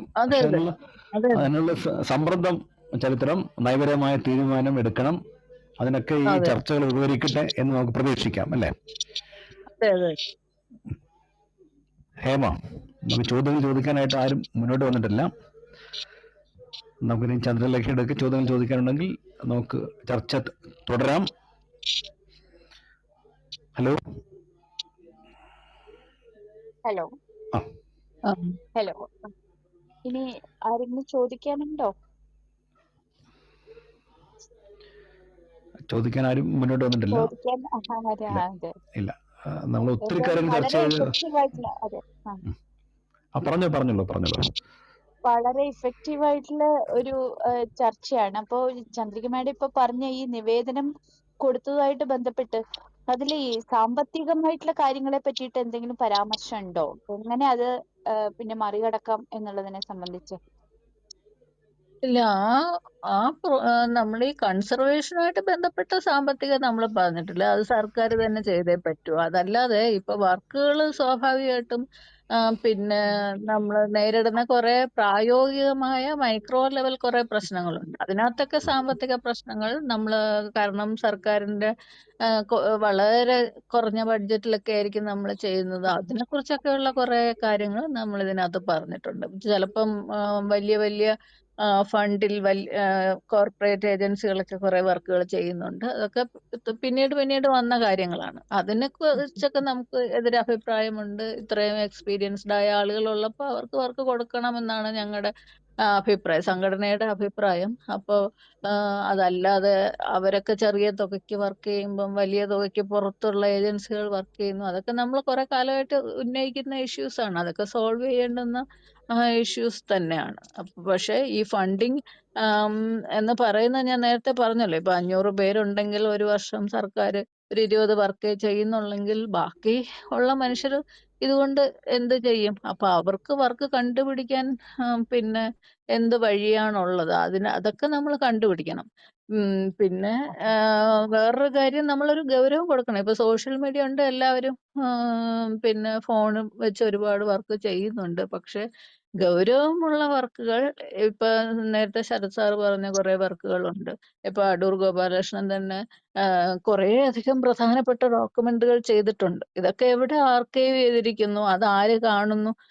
പിന്നെ KSFDC കുറേയധികം വർക്കുകൾ ചെയ്തിട്ടുണ്ട്. എത്രയോ കാലമായിട്ട് പ്രഗത്ഭരായ ഒരുപാട് പേര് വർക്ക് ചെയ്തിട്ടുണ്ട്. ഇപ്പോഴാണ് ഈ ഒരിടത്ത് പാലം പണിയുന്നു, അവിടെ ഓടിപ്പോയൊരു ക്യാമറ കൊണ്ടൊരു ഷോട്ട് എടുക്കുന്നു, അങ്ങനത്തെ തരം വർക്കുകളെ കുറിച്ചല്ല ഞാൻ പറയുന്നത്. അത് വേണം, അത് ആവശ്യം തന്നെയാണ്. പക്ഷെ അതല്ലാതെ ഗൗരവമുള്ള വർക്കുകൾ, ചരിത്രമായാലും ബയോഗ്രാഫി ആയാലും പേഴ്സണാലിറ്റീസ്, ഇപ്പൊ ജീവിച്ചിരിക്കുന്ന വ്യക്തികളായാലും, ഇപ്പൊ നേരത്തെ പറഞ്ഞ കേരളത്തിലെ കലകളെ കുറിച്ചായാലും, ഇപ്പൊ കേരളത്തിലെ ആർക്കിടെക്ചർ ആയാലും, വിഷയത്തിനൊന്നും യാതൊരു ക്ഷാമവുമില്ലല്ലോ. അപ്പൊ ഈ Muziris heritage project heritage conservation തുടങ്ങുന്നതിന് മുമ്പാണ് ഞാൻ ആ 1 മണിക്കൂർ ഡോക്യുമെന്ററി ചെയ്തിരിക്കുന്നത്. അപ്പൊ ഇപ്പൊ അവിടെ ഒന്നും കണ്ടാൽ തിരിച്ചറിയാൻ പറ്റില്ല. അതെല്ലാം മാറി ഇപ്പൊ എല്ലാം പുതിയ കംപ്ലീറ്റ് ആയിട്ട് അവിടെ ഡെവലപ്മെന്റ് വന്നു. പക്ഷെ ആ ഡെവലപ്മെന്റ് എല്ലാം വരുന്നതിന് മുമ്പ് ചെയ്ത ആ ഡോക്യുമെന്ററി ഇപ്പോഴും എന്നെ പലരും വിളിച്ച് ചോദിക്കാറുണ്ട്. കാരണം ആ സാധനം ഇപ്പൊ ആരുടെയിലും ഇല്ല. പിന്നെ പഴയ കാര്യങ്ങളൊന്നും ആരുടെയിലും ഇല്ല. അപ്പോഴത്തെ ആ സ്റ്റില്ല് പോലും അവൈലബിൾ അല്ല. പിന്നെ അത് സത്യമാണ്. ഇപ്പൊ ഇപ്പൊ കൊച്ചി കോർപ്പറേഷന്റെ കയ്യില് ഈ കൊച്ചിയുടെ മാറിയ മുഖം, ഇപ്പോഴത്തെ മുഖം മാത്രമേ ഉള്ളൂ, പഴയതില്ല. പഴയത് കിട്ടാനില്ല. ഇപ്പൊ അപൂർവമായിട്ട് വ്യക്തികളുടെ കയ്യിലുള്ള ശേഖരത്തിൽ നിന്നൊക്കെയാണ് അവര് തന്നെ ഒരു സുവനീർ ഉണ്ടാക്കുമ്പോൾ അത് സംഘടിപ്പിച്ചത് എന്ന് പറഞ്ഞു കേട്ടിട്ടുണ്ട്. അപ്പൊ ഇതാണ് പ്രശ്നം.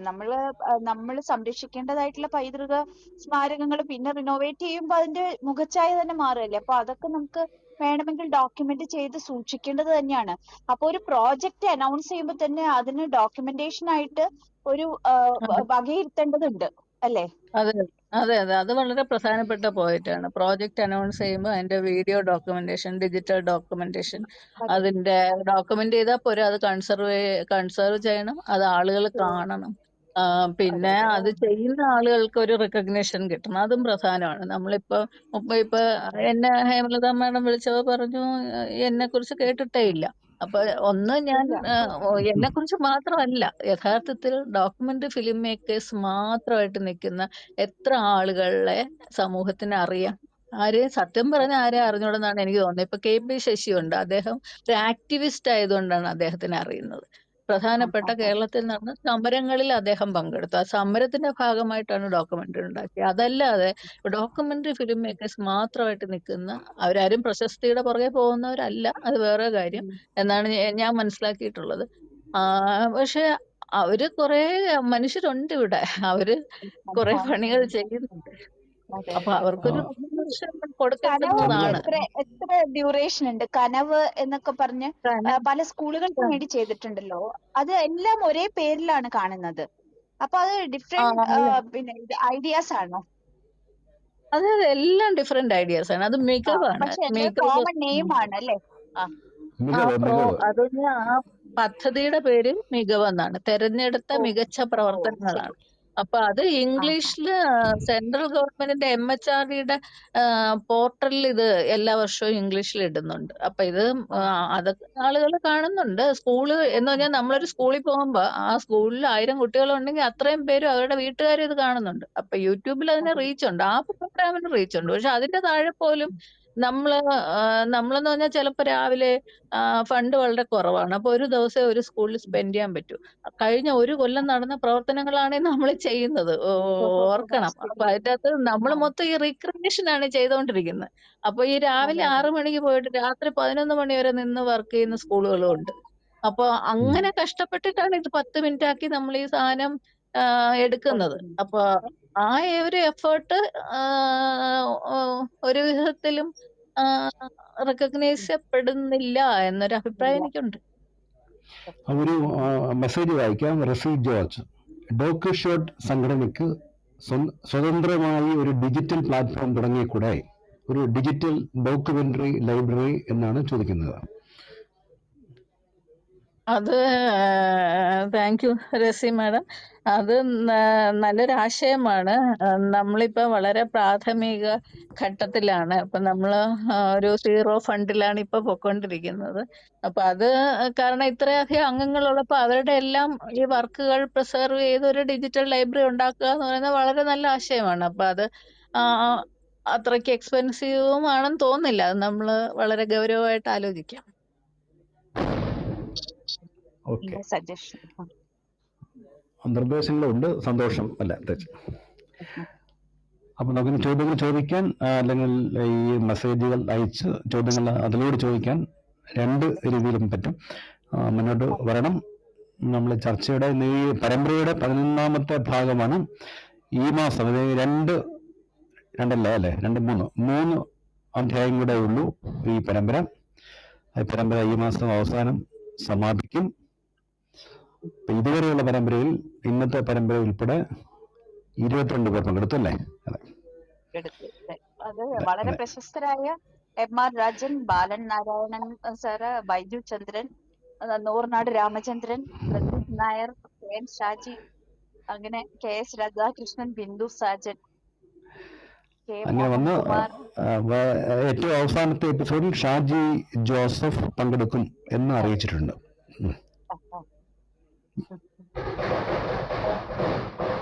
അപ്പൊ ചോദ്യങ്ങൾ ചോദിക്കാൻ ആരും ഇല്ല എന്ന് തോന്നുന്നു. അങ്ങനെ എന്നെങ്കിലില്ല. നമുക്ക് ഇതിന്റെ ഇന്നത്തെ എപ്പിസോഡിന്റെ സമാപനത്തിലേക്ക് പോകാം. അതെ.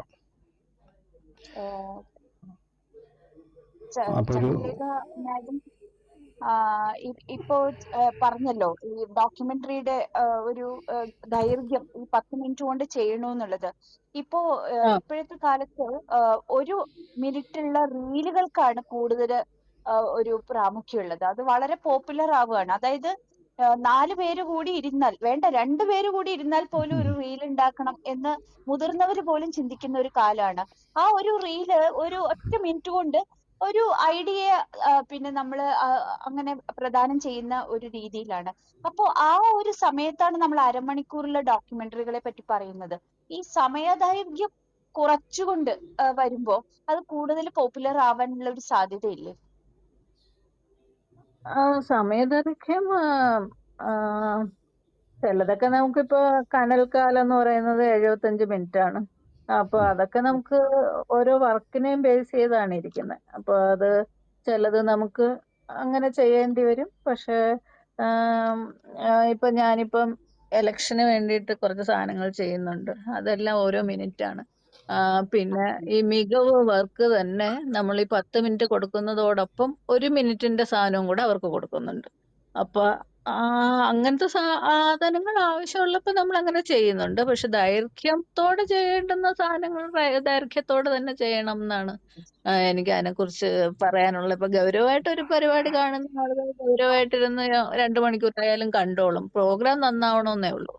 പിന്നെ 1 മിനിറ്റിന് കാണിക്കേണ്ടുന്ന ഇപ്പൊ ഇലക്ഷനുമായിട്ട് ബന്ധപ്പെട്ട ഒരു സാധനമാണെങ്കിൽ 1 മിനിറ്റിന് കൊടുക്കേണ്ടുന്ന 1 മിനിറ്റിന് കൊടുക്കേണ്ടി വരും. അതാണ് എനിക്ക് ഇലക്ഷനുമായിട്ട് ബന്ധപ്പെട്ട് ഇലക്ഷൻ കമ്മീഷന്റെ അവയർനെസ് പ്രോഗ്രാം അല്ലാണോ അതോ?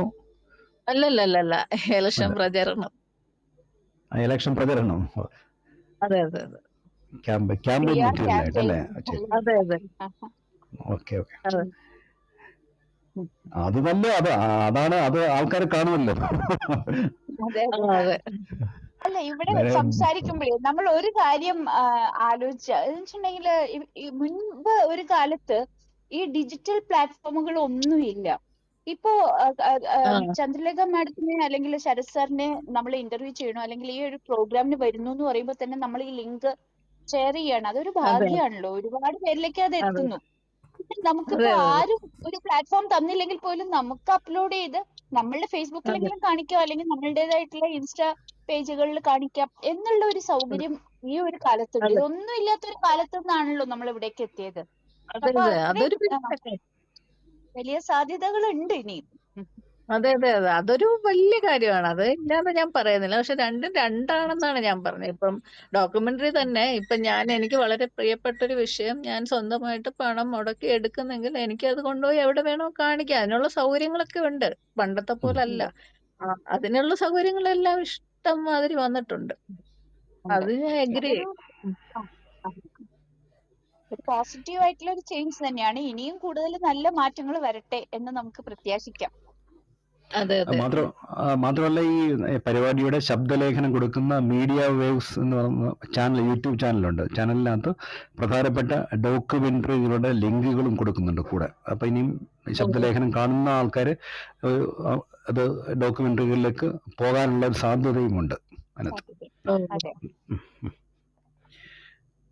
അപ്പൊ നോക്കി പരിപാടി അവസാനിപ്പിക്കാം എന്നിവിടെ അല്ലേ? സമയം അതെ ഒരുപാട് താരതമ്യേന കാര്യങ്ങൾ സംസാരിച്ചു. അതെ, താരതമ്യേന നേരത്തെയാണ്, 2 മണിക്കൂർ ആയിട്ടില്ല. ഓക്കെ. അതെ അപ്പോൾ ഈ ദൃശ്യസാക്ഷ്യം ഡോക്യുമെന്ററി സംവിധായകർ, വളരെ പ്രശസ്തരായിട്ടുള്ള, നിരവധി അവാർഡുകൾ നേടിയിട്ടുള്ള 2 ഡോക്യുമെന്ററി സംവിധായകർ, ശ്രീ ആർ ശരത്, അദ്ദേഹം വളരെ പ്രശസ്തമായ സിനിമകളുടെ സംവിധായകൻ ആണ്. ഒട്ടേറെ പുരസ്കാരങ്ങൾ നേടിയ ഡോക്യുമെന്ററികൾ അദ്ദേഹത്തിൻ്റെതായിട്ടുണ്ട്. CS ചന്ദ്രലേഖ 300-ലധികം ഡോക്യുമെന്ററികൾ ചെയ്തിട്ടുണ്ട്. ഒട്ടേറെ പുരസ്കാരങ്ങൾ ലഭിച്ചിട്ടുണ്ട്. ഈ 2 പേർക്കും ഈ വേദിയിൽ വന്ന് അനുഭവങ്ങൾ പറഞ്ഞ് ചർച്ചയിൽ പങ്കെടുത്ത് വീക്ഷണങ്ങൾ എല്ലാവരുമായും പങ്കുവെച്ച ഈ 2 പേർക്കും, ആർ ശരത്തിനും CS ചന്ദ്രലേഖയ്ക്കും, ക്ലബ് ഹൗസ് മീഡിയ റൂമിന്റെ ഇവിടെ കൂടിയിരിക്കുന്ന എല്ലാവരുടെയും പേരിൽ ഞാൻ നന്ദി രേഖപ്പെടുത്തുന്നു. ഈ പരമ്പരയുടെ 11ാമത്തെ അധ്യായം സമാപിക്കുകയാണ്. 12ാമത്തെ അധ്യായം പതിവ് പോലെ അടുത്ത ശനിയാഴ്ച രാത്രി 7 മണിക്ക്. എല്ലാവർക്കും ശുഭരാത്രി. നന്ദി, നമസ്കാരം.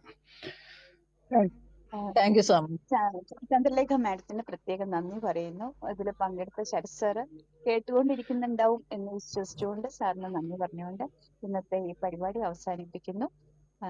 കേട്ടിരുന്ന ശ്രോതാക്കൾക്കും ചർച്ചയിൽ പങ്കെടുക്കാൻ നേരിട്ട് പറ്റിയില്ലെങ്കിലും സന്ദേശങ്ങൾ അയച്ച് ഇതില് പങ്കെടുത്ത എല്ലാവർക്കും ഒരിക്കൽ കൂടി നന്ദി പറയുന്നു. എല്ലാവർക്കും വിഷുദിന ആശംസകളും കൂടി അറിയിക്കുന്നു.